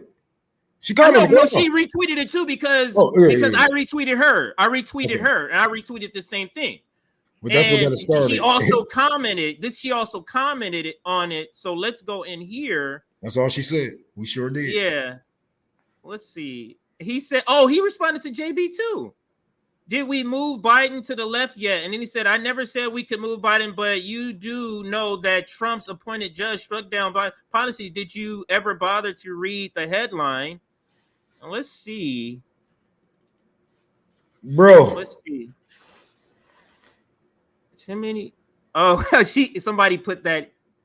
This is about you, this tweet. So anyway, that's not, but let's see what she says here. She says, "We told you this would happen." And then Sabby just simply says, "We did." And I guess he responds to Sabby. Is that what happens? Yes, this is what happens. So let's zoom in right here.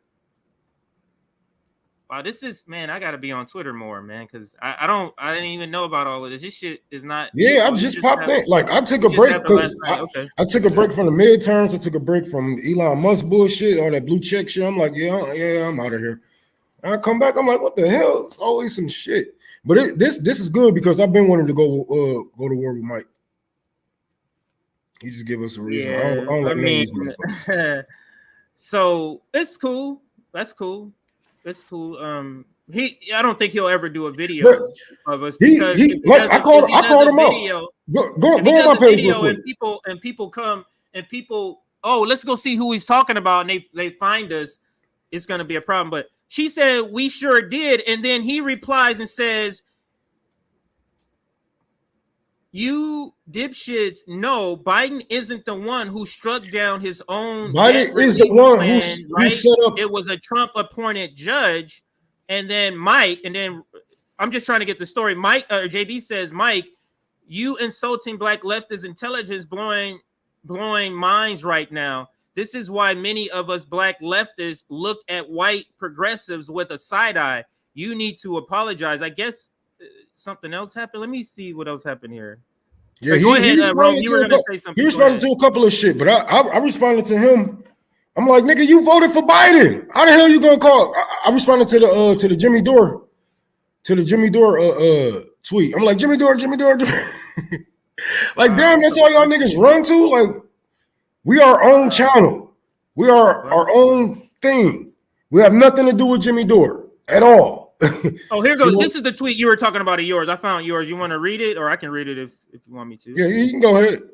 This racist white boy got some nerve talking down to a black queen like Sabby. She was right. They planned for this to fail, and you know just as much as us, but acting dumb keeps your pockets full. Fuck you. This is what I wanted. This is get yourself banned. Look, Brom. You don't get no. I got Twitter blue. I'm good. Dude, this motherfucker act dumb. He's acting dumb. I don't give a fuck what type of motherfucking circles or echo chambers you are in. As podcasters, as you know what I'm saying, as a news organization, whatever you want to call yourself, we have the same information. It's if you choose to post it, say something on it or not. We knew that the fucking bill was set up to fail. This come from the same man. He's taking up from the same man that said that if Medicare for all hit his desk, he would veto it. So you don't think that he's gonna have some type of plan to fail to get votes for the midterms? Idiot. No, you're not dumb. I ain't gonna call you dumb. You're not dumb. You're a grifter. You're a con artist. Because you plan these people acting like, oh, is this it? Can they just do this?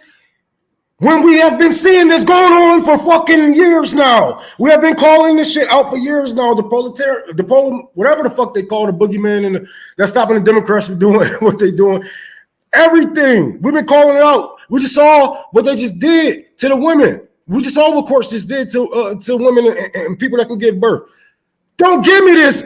Is it just like gonna be like this? No, motherfucker. Educate your people for real. You're not trying to go at it because you know most of your audience are fucking blue MAGA. And you was one of the front lines of flipping or pushing Biden left. Lying motherfucker right to your face. So fuck Mike. I didn't know about all of this stuff, man. On the weekend, I'm out here.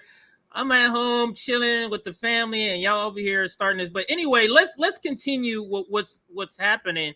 So it looks like people like he's getting completely like people are getting like this is bullshit. Yeah, he's getting completely ratios. So I mean, it is what it is. But since since maybe he doesn't know.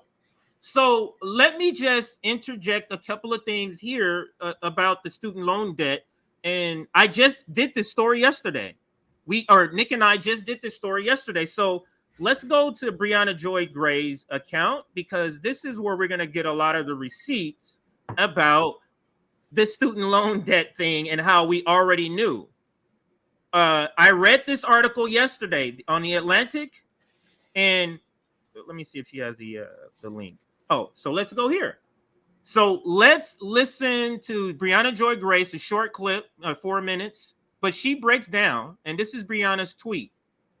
Did Biden rig student debt forgiveness to fail just to help him in midterms? I asked this question a month ago, and let's listen to Brianna Joy Gray for a couple minutes. Hold on, before we start this, you know what I hate people like Mike, bro? Because people like Mike get people killed. People like Mike got people killed, bro. They playing a dangerous game. You know, this is a propaganda game, whether we like it or not, right? This is dirty, bro. This is dirty. And you are going to act like the same man that neglected us during a fucking pandemic, going into a recession, depression. It's going to help us with student loans, the same student loans that Joe Biden is the reason you have student loans. Joe Biden is the reason you have student loans. Why would he get rid of student loans? Debt. He got student loan debt. He's the reason why you have student loan debt. Why would he get rid of student loan debt? You don't go to Biden to get rid of your student loan debt like you don't go to God to get rid of your cancer because he put it there for a reason. You go to a specialist. You go to somebody who actually want to do it, who's actually hands-on with this shit. You can't pray this shit away. You can't hope that this shit is just going to change by the same motherfucker who put it there. You are playing a dirty game. And I'll be damned if I sit here and let you just act like you don't know what's going on. You act like you don't know what's going on. We know what's going on. But it's money in this shit. It's so much money in this YouTube and all this merchandise shit that they are willing to give that shit up for you to have a better life. To actually educate you, for you to have a better life. For you to get out here in these streets. Because if you get out here in these streets, you're not watching a goddamn program. You're not asking a goddamn politician for a goddamn thing. You're not waiting. You out there making it. I can't feed my family, so I started a garden. It ain't as hard as they make it look. It really aren't. It really ain't. But anyways, we can start this video. But these people playing a dirty game. They're playing a dirty game, and they're going to get a lot of people hurt and killed, like they already did during the pandemic. Man, let's go ahead, man. Yeah, I forgot to say, like the stream, get us to 500 likes. That's only 40 more. Like the stream. Let's start the video. We're gonna watch a little bit of it. It's like a 15-minute video, but she clipped 4 minutes of it. So where am I at? Let's watch it. This issue was debated in a Washington Post column last week. Harvard professor Lawrence Tribe affirmed that the White House is on safe legal footing, citing the HEROES Act of 2003 as a legislative hook that grants Biden executive authority to cancel student debt. But the HEROES Act is a post-9/11 law that allows the president to suspend or cancel debt in a national emergency.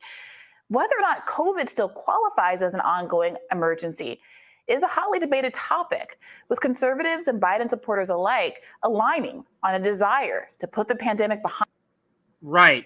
Now, this is the point, because I'm not going to play the whole video. I'm going to still play some more, but this is the point that is being made. So that there's no confusion. A Texas judge struck it down, right? But that's not... Anybody would have struck this down. Like a progressive judge would have strucken this down because it was so set up as a house of cards, almost illegally, at least it wasn't a smart way to do it, because look what he did, Rome. COVID, emergency, we can do this in emergency, and then he intentionally goes out, and what does he say in public? I officially declare COVID over. And starts talking about these things. These lawyers are using this shit in the court because you're saying it's an emergency and now we need to do this because of COVID, but you're out saying COVID is over. You see how this shit is set up? Now, it's not just set up because he's going out in public saying that. Why are you using this as a COVID emergency? Right. Why are you using that instead of using, I forget the name of the bill. What do you do with the other COVID emergency money? He told us to give it to the cops. He told our cities to give it to the police. So this is the same man that's going to help us. This is the same man. Joe Biden is the white devil. And all of you motherfuckers that enable him are his demons. Straight the fuck up. I'm not about to sit here and act like you don't know any better when he has a 40-year record of just being an asshole to the working class, doing whatever it takes to cut Social Security, to cut through your you got me fucked up. This is all they have to lean on, Rome. Think about it. Let's put ourselves in Mike's shoes. Your whole life is based on selling that it's okay. Like, we're trying to take over the Democratic Party. You told people to go out and vote for Joe Biden. During his entire presidency has been awful, where people are looking at you talking about you got buyer's remorse. Look what the fuck you did with your vote. And now he does his thing that gives you the ability to go, look, see, harm reduction. We told you, Joe Biden. And now we find out it was a fucking scam. You think he's about to release that shit, nigga? No. He is not about to release that. Because now it has to go back on him. Now it has to go back on him and the people that voted for him. He has to stand on this and pretend like, oh, what are you talking about? No, I don't see that. Like, he has to pretend like he ain't seeing what's going on. Oh, we're not are we bombing Somalia? I didn't know. Yeah, I didn't know. That's exactly Motherfucker, why you got a job as a podcaster in politics if you don't know about politics? We know about this shit, even that hurt communism, even the shit that hurt socialism, right? The shit that our people did, right? He's trying to act like you trying to tell me Brianna Joy Gray is not in the top 10 people of podcasts that people who podcast at least know what her episodes are? You mean that he's trying to say that the person who you used to watch like a hawk because she was part of the Bernie Sanders campaign, that person now you don't know anything about her fucking episodes that come out, Mike? So you had no idea that this was set up. You don't know about her segment, this one we're watching right now, that was on the Hill, that was on Rising. So whether it's on Rising or whether it's on Bad Faith, she talked about it. She had the guy Jeb who wrote the article in the Atlantic about this. He's from the Fordham law firm, and he talks about this looks like a fucking clown with this shit. I am a high school dropout, bro. I didn't go back and get my GED. I'm not a smart person. I looked at the shit that they was trying to pass. I said, oh, this shit will not get anywhere. I knew that. It don't take Brianna Joy Gray to explain that shit to me. It don't take a Harvard professor. It don't take none of these people. I look at that shit. I said, oh, this is a joke. This is a joke. This is a mirage for the midterms. And when people running to it and grab on, they grab to it and they fall and realize, oh, I'm still in the desert. Yes, it's a mirage. You're still thirsty. Now you're thirsty to the point of hallucination if you think that this guy is going to help you. Damn. What the fuck is wrong with y'all? All right, let's listen a little more. Now she's going to break down which way he should have went that would have been more secure. So let's listen. Behind them. The former, due to concerns about CDC overreach and politicization of COVID. And the latter for political reasons. Biden fares better in midterms if he can claim to have resolved the crisis. Of course, we are still technically, legally, in a declared state of COVID emergency. But given how the Supreme Court, the conservative Supreme Court, has ruled on COVID-related policies like mask mandates and the eviction moratorium, some are skeptical that they would uphold an executive order that depends on COVID being characterized as an ongoing crisis. I spoke to law professor Jed Sugarman, who took a skeptical view of Biden's legal standing on the Washington Post article on my own podcast, Bad Faith, on Monday, and he offered some more clarity. Both on Bad Faith and in a piece he wrote in The Atlantic last week, Sugarman argued that Biden should rely on the Higher Education Act of 1965 instead of the HEROES Act as a hook for his executive authority. Now, the language in the 1965 Act does not rely on COVID and aligns much better with Biden's own justifications for student debt relief, in which he has barely referenced COVID as a cause. The 1965 Act allows the Department of Education to, quote, enforce, pay, compromise, waive, or release any right, title, claim, lien, or demand, however required, including any equity or any right of redemption. Now, that language is squarely on point for Biden's debt relief plan. And it's no surprise the 1960. That is squarely the reason he will be. Now, ask yourself, Mike, why would these Harvard-trained lawyers, these they got the toppest of the toppest lawyers, okay, on the planet. Why wouldn't they use this that clearly everybody and their mama can see who has a law degree? And this guy who writes this article in Atlanta is saying, what the fuck are they doing? Why aren't they writing? Why aren't they using this?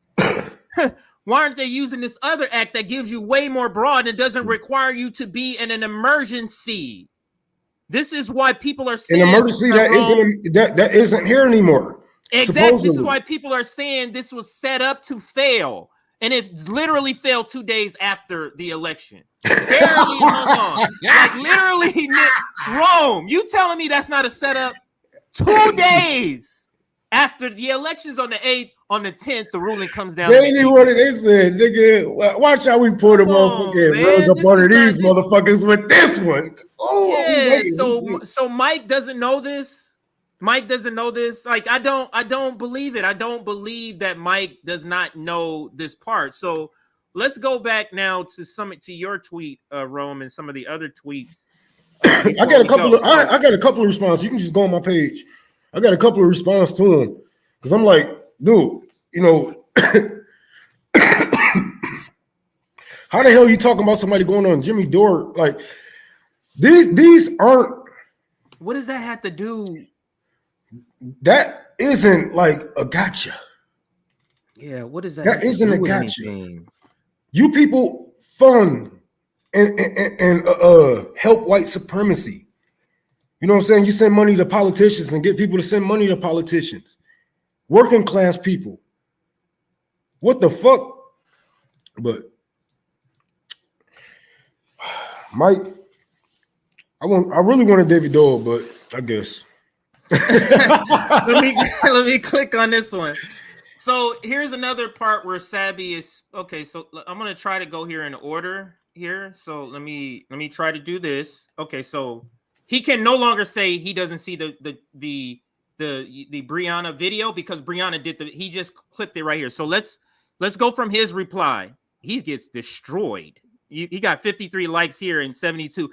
Anytime the retweets is higher than this, that means he got ratio. Yeah, that means he got destroyed. Like...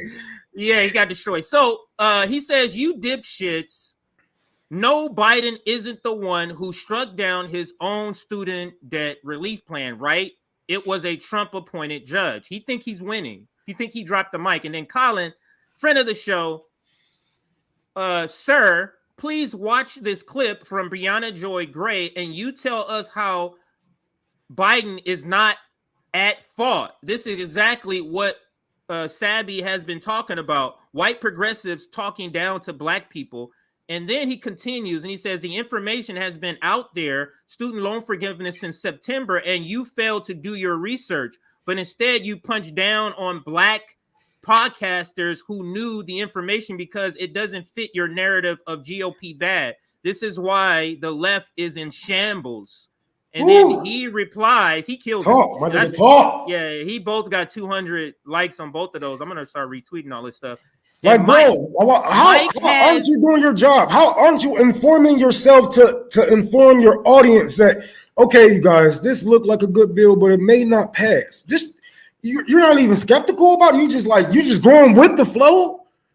That's not what a leftist does. That's like, what the hell? We always ask questions like, what hold on. Before you say if you're not a leftist, then that's promising me shit. Hold on. How am I gonna? He has 123,000 followers. He can't get five likes on this shit, my nigga. They looking like, ooh. Come on, bro. I heavily criticize Biden's implementation and means testing of this plan. And to be fair, he did. Because I gotta admit, because I did the stream where I played his video. Okay. So I started watching this shit. Now he gave him praise. Now I went hard on him. He gave him praise. Him and David Doe. Like I did a stream on this. Go look it up. Joe Biden's 10,000 student debt cancellation. I did a stream on this. I used Humanist Reports video and I used Rational National video. And I was trying to show them look how they're giving Biden all this credit for crumbs. And in the video, he did say this mean tested. He did say all that. So crumbs that get swept up. Damn. You're not privy to inside information no one else has, but you're using this as an opportunity to punch left and virtue signal rather than criticize the Trump appointed judge who killed it. Why would we criticize the Trump appointed judge instead of the person who built the deck of cards, bro? The house of cards. That doesn't make any sense at all. Like you're saying, because listen what he's saying. He's saying you're not privy to any inside information. He said, I know what you're talking about. He asked another motherfucker, did you read the headline? But then, like, nigga, did you read the bill? Because if you would have read the bill, it would have told you everything that you needed to know what was gonna happen. Man, what just happened, dog? We just went through this a couple months ago. Why am I having deja vu? We just went through something with student loan debt a couple months ago. Whatever. Okay. I'm trying to keep up. Sorry, I'm reading and I'm listening to you, but I'm trying to read this shit. Okay, so he goes here and Sabby says you call black people dipshit. Colin and I are educators. Both of them are like Sabby. If people didn't know, she's actually an educator. Teacher. She used to be, yes. Like, come on.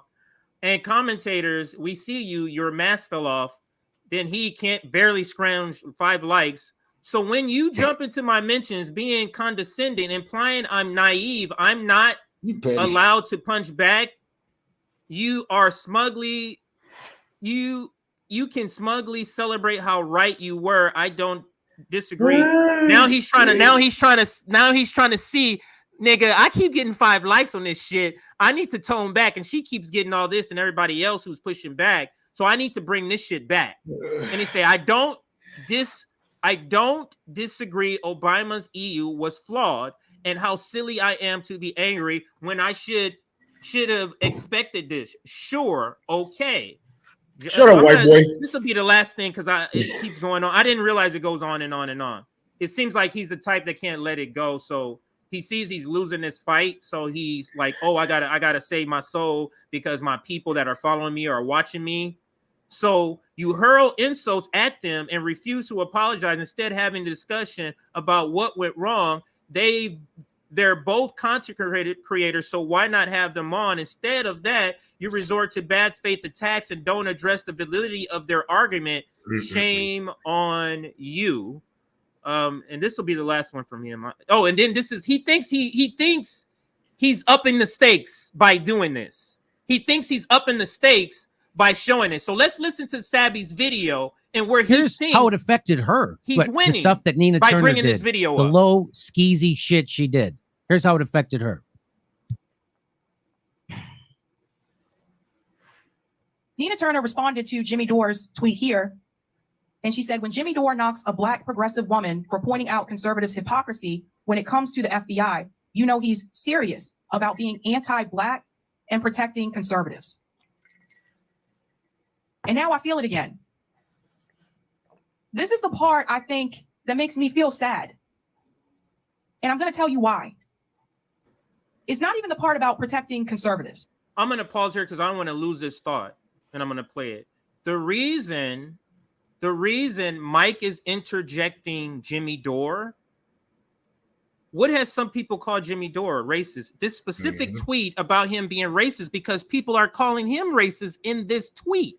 They're calling Mike a racist for the way he's speaking to Sabby. So what he has to do, I'm losing it. We just went through the comments, Rome, where everybody else is getting several hundred likes to his 5 likes. So he has to go and reach and say, let me go get somebody that is a lightning rod that can balance this racist discussion because Jimmy Dore did something to Nina Turner. So let me interject this to help this conversation. No, it don't help the conversation. Black people wasn't agreeing. It was the white motherfuckers that was agreeing. It was you motherfuckers that was agreeing with Nina Turner over Jimmy Dore. We said that shit ain't make no sense. Nobody of color. And that's what he's trying to say. He's trying to say Sabby is siding with somehow a racist or a right winger, and Jimmy. That's what he's trying to say. And let's listen to what. Go ahead, man. You know what? All you white people got some fucking bigoted fucking problems in some way. I ain't trusting none of you motherfuckers until you show me. So as far as I see, you know what I'm saying, you have done more harm than Jimmy Dore, especially backing a man like this, not informing your people with the truth and the whole truth. You making horrible bills look good. You making, you know what I'm saying? Oh, it could be you know worse. Why he can't do that, Rome? If he does that, he can't inform his audience everything, because then people are gonna start saying, why the fuck you tell us to vote for this motherfucker then? You see why he can't do that? Because then people are gonna be like, why the fuck you tell us to vote for this bitch? Nigga, Jimmy Dore ain't tell me to do some shit that would have starved families in Afghanistan to the point that, you know what I'm saying, they eating fucking grass to the point that mothers can't produce fucking milk. That's the fuck your vote did. But you Americans don't even think about yourself. And that's a problem. And this is why they don't teach you about foreign policy, because we do nothing but fuck up the world. And if he's going to call himself a podcaster and be in politics, he better know about fucking foreign policy, because his vote is fucking killing people. What he is doing is getting people hurt. Not only over there, but in here, over here also. Having these people go into this fight misled, thinking that they're actually winning. There isn't no winning. We all live in a capitalist hellhole. So a couple of things. This part here proves that these professional managerial classes watches all of our shit, because Sabby is messaging him from her own account. So for him to go and say, look what y'all did, doesn't that say that you watch our shit?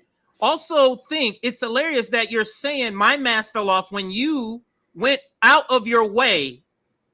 You see how he's interjecting Tucker Carlson too?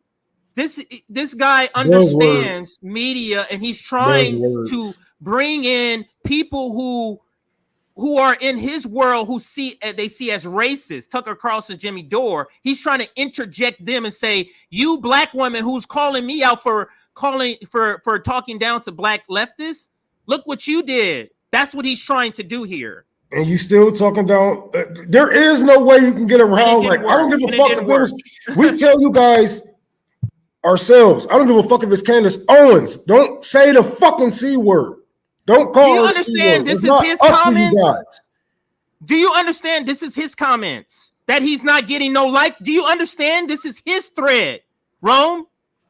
This is not our thread. This is his thread that he's getting shellacking on. And he got barely 2 likes. He thought he was going to win on this by showing this video. That's what he thought.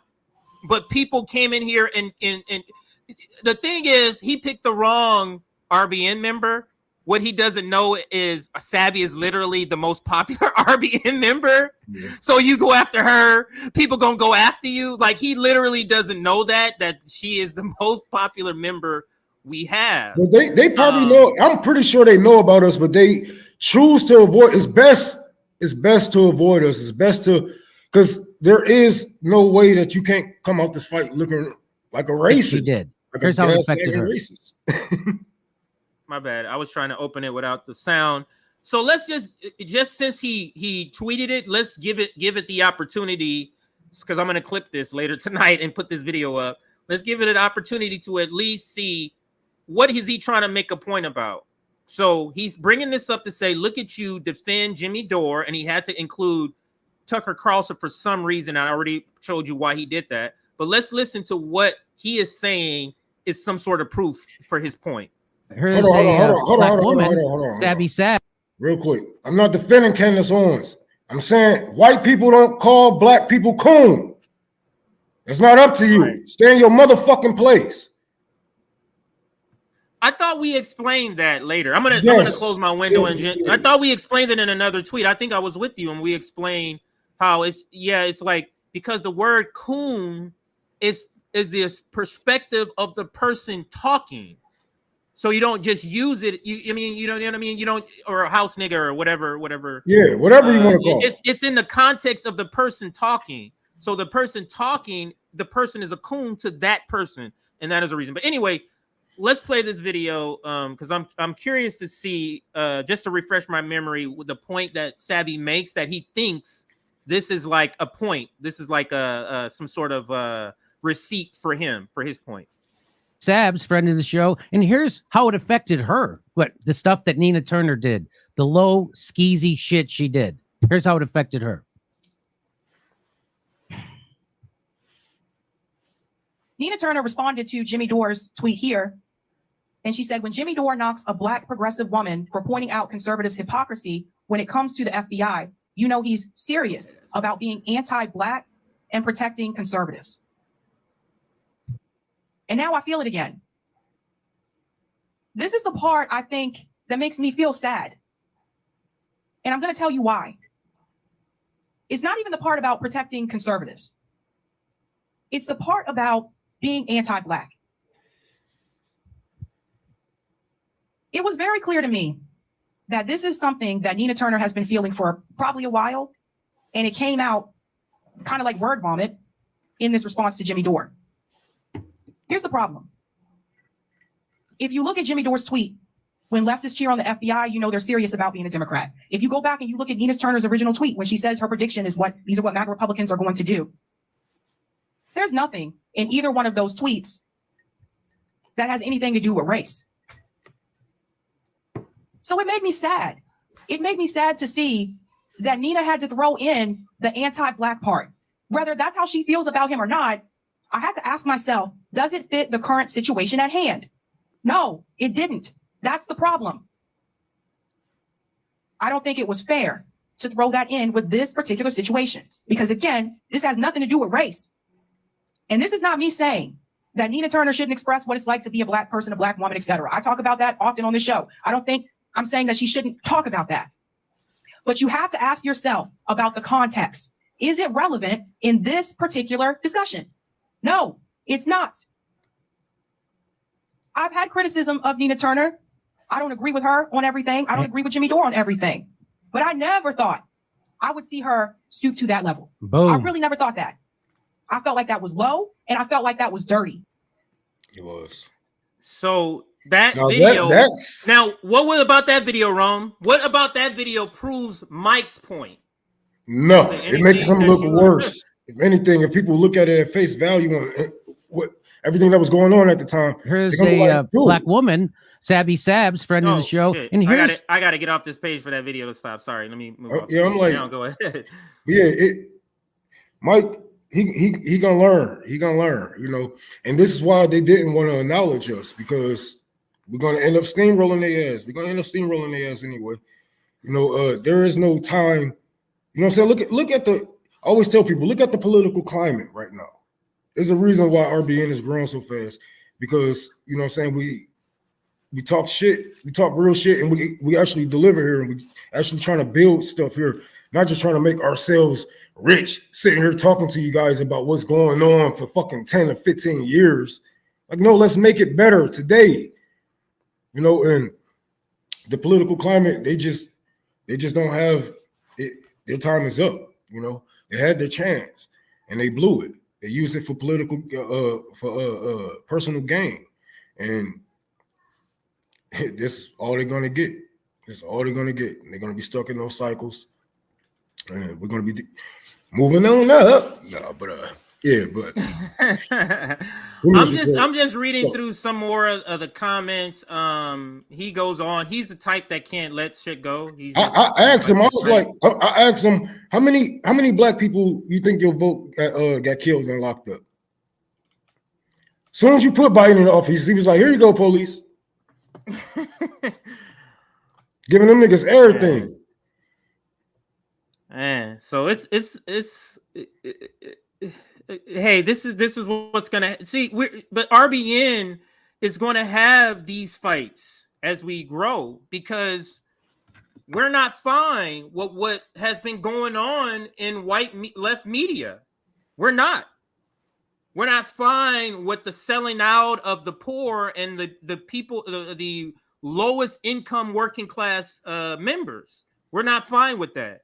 And that's exactly what has been going on. Look at how they continuously sell out Palestinians. And now that's the new thing. The new squad members, Rome, I covered them the other day with Nick, or maybe you were on here, but I covered them. The new squad members, all of them are progressive except for Palestine. All of them are selling out. One of them even went out of his way to call out BDS. So that's the new squad. That's the new progressive. So it's only natural that this is going to happen, because we are representing and hope to be speaking for the most marginalized. And that conflicts with people in the professional managerial class. What we want for the most poor conflicts with what they want. That's simply the case. But that's simply it. But then again, we talking to white rich motherfuckers who got no sense of urgency. Like their sense of urgency will come when we start to rise, when the people get better, because they're like, oh shit, I'm gonna lose my house. I'm gonna lose. Like, yeah, it's coming. It's coming. But they they have no sense of urgency because of the place that they are in right now. You know, they live in a better life than they was 10 years ago. Thankfully from the people and whatnot. They living off of the people's back, and I don't feel like that's right. You know, like I even do tours, and if I come back and I got some extra money, I'll build a bench. You know what I'm saying? Or if I feed some more people, do whatever I can, you know, just to spend the rest of the money that I raised from that last fundraiser, because I don't feel like it's right. Or if I need it, I just fucking ask the last couple of people that donated to me, hey, can I keep this? I need to pay some bills or whatnot. But these people just want to get rich off of you, man. They ain't gonna do shit with that money. They ain't gonna go out, feed no people, educate no people. These people, literal job is to keep you in the middle. They're not pushing for socialism. They're not saying anything about communism. What is your job? Why are you here? What information that I'm getting from you that I can't get from MSNBC or CNN? Because that's mostly what you guys cover any fucking way. Just talk about what they're talking about. While we're talking about people getting bombed and all type of shit that motherfuckers don't know about. That's happening all over the world. And you guys talking about Biden or Trump, Russiagate. You're not serious. You have no sense of urgency. And I don't think you deserve the platform that you have. I really don't. I think somebody else, this is why I always tell the proletarian, I think we need way more people out here. Don't listen to these people calling you a grifter. Fuck that. If you got something to say, say it. If you feel like you can teach people, teach people. That's our job. That's our job. And use your tools that you have to reach the people that you need to reach. Maybe those people aren't in your community. Maybe they aren't in your family. So maybe you do need to, get on the internet and talk to some people. Reach out to some people. Absolutely, Rome. We're wrapping this up. We're still kind of commenting on it a little bit, but we're wrapping this up. I mean, he clearly know he has lost this, little. This is just a, this is not like a huge thing. This is just a small window that illustrates the division between people who call themselves on the left, but we really are not the same. Shouldn't be in the same sort of category because their socialism and communism involves being nice to capitalism. Yeah, that's it's just ridiculous. They're not trying to lose their spot. They feel comfortable. They're not trying to lose what they have, and it's not only selfish, but it's psychopathic. Seeing all the hurt that's going on, seeing that we have children in America going hungry. It's crazy how these people don't want to make the world a better place for everyone. Just some people. I don't like these people, bro. I really don't. All right, I think we're going to end it there. Yeah, see, he had 57 people with him here, and then they started making sense, and then they fell off. So I'll leave it there. But this is the initial, and the thing is, it was an article. I retweeted it because Sabby retweeted it, and the article had nothing to do really with him. But I guess his one little comment, and best believe because the comment was from an RBN member, that's what threw him off. Because somebody else had made that comment, I doubt if he would have been all up in arms like he. She replying, if he would, dude, why didn't he say nothing to the dude who had the original retweet to him or comment to his tweet? He replied to Sabby, replying to somebody else. So, yeah, that boy hurt. That boy hurt. All right, so I'm looking for our closeout video, so that's what I'm doing. I think I found one.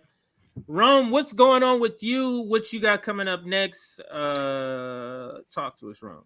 Oh, I'm still building a library. We still I got my GoFundMe. Damn, I should have had that up on the screen. But I got my GoFundMe. You can go on my page, find it on Twitter, Unholy Rome. The E is a 3. Hopefully we can get some doors open next year or whatnot. Working on a couple of things. Then I'm going to Flint, December 22nd. So I'll be out there handing out water and purifiers, water purifiers and whatnot. So it's gonna be a good day. Fundraising for that. It's gonna be nice. It's gonna be nice. It's gonna be cold as shit, but it's for the people. So dress warm if you're gonna come down there. If you're able to help, dress warm. This has been a Nick, Rome, and CJ weekend episode, and make sure you subscribe to us. I can't stress this enough. If you want to get notifications when we go live, the best way is to join our Substack. You get notifications directly from us instead of depending on YouTube or something else. Like this stream. We're currently at 550 likes. Can we get to 600 before we end? We got several new people. I'm sure we can get to 600 before Rome and I log out. Now, this was to be the number before we started the stream today.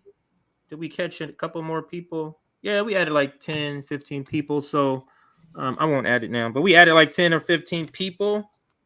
Go check out the Biden student debt forgiveness scam video if you want to learn more about how this is actually a scam. It goes into more detail. We talk about the actual article that's written. We go to the Brianna interview along with the her radar and Rising. So if you want to find out a lot of details about how this is a scam from the jump, this wasn't a happenstance. This was a scam from the jump.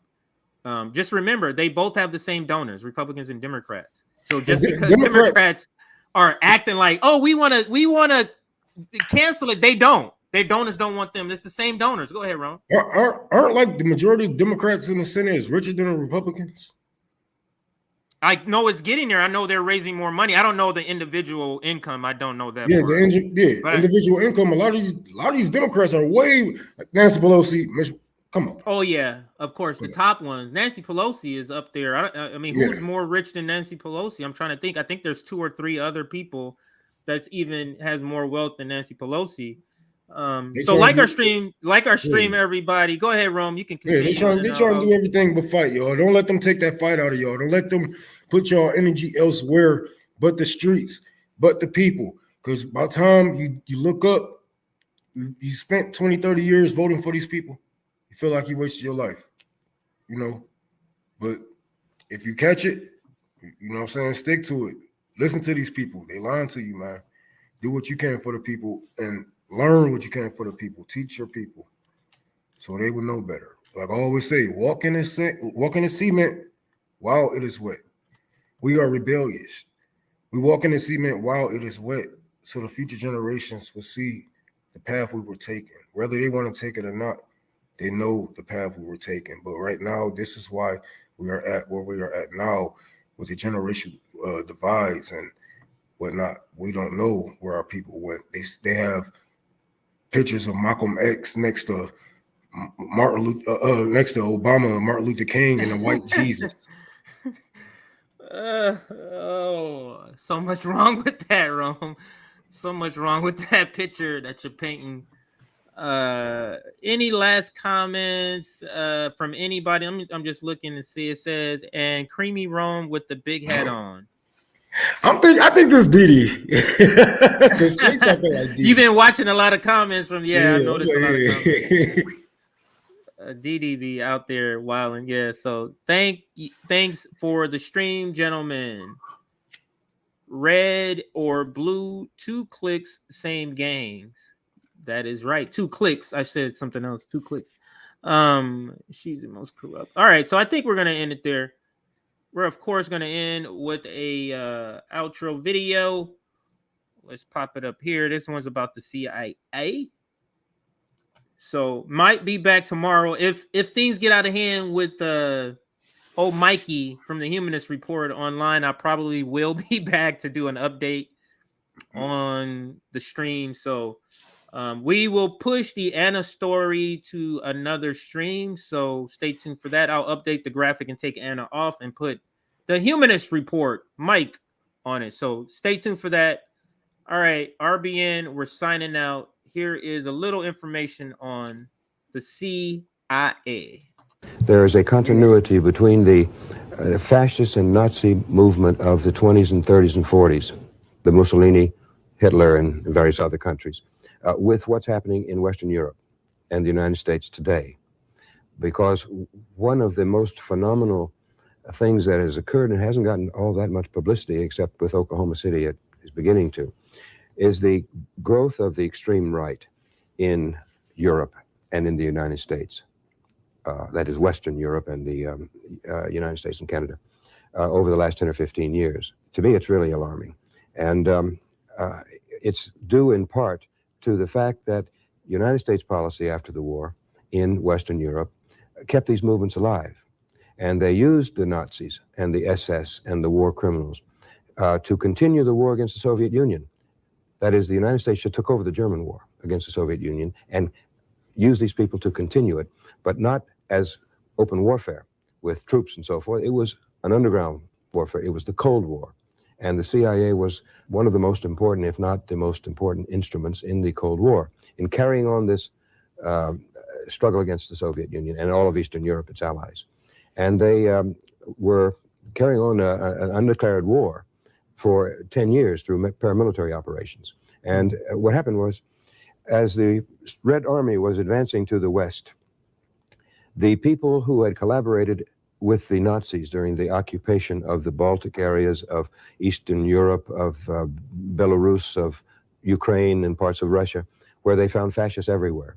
And they formed SS battalions. And it was really these local people in the Baltics. It wasn't the Nazi SS or Waffen-SS so much who massacred more than 1 million Jews, but it was the local people who formed, because there were 500,000 non-Germans organized into Waffen-SS units. And these were the ones that hunted down all the communists they could find, all the socialists they could find, all the trade unions they could find, and especially all the Jews that they could find. And those huge massacres like Babi Yar, those were carried out largely by the local people who were fascists before Germany ever invaded.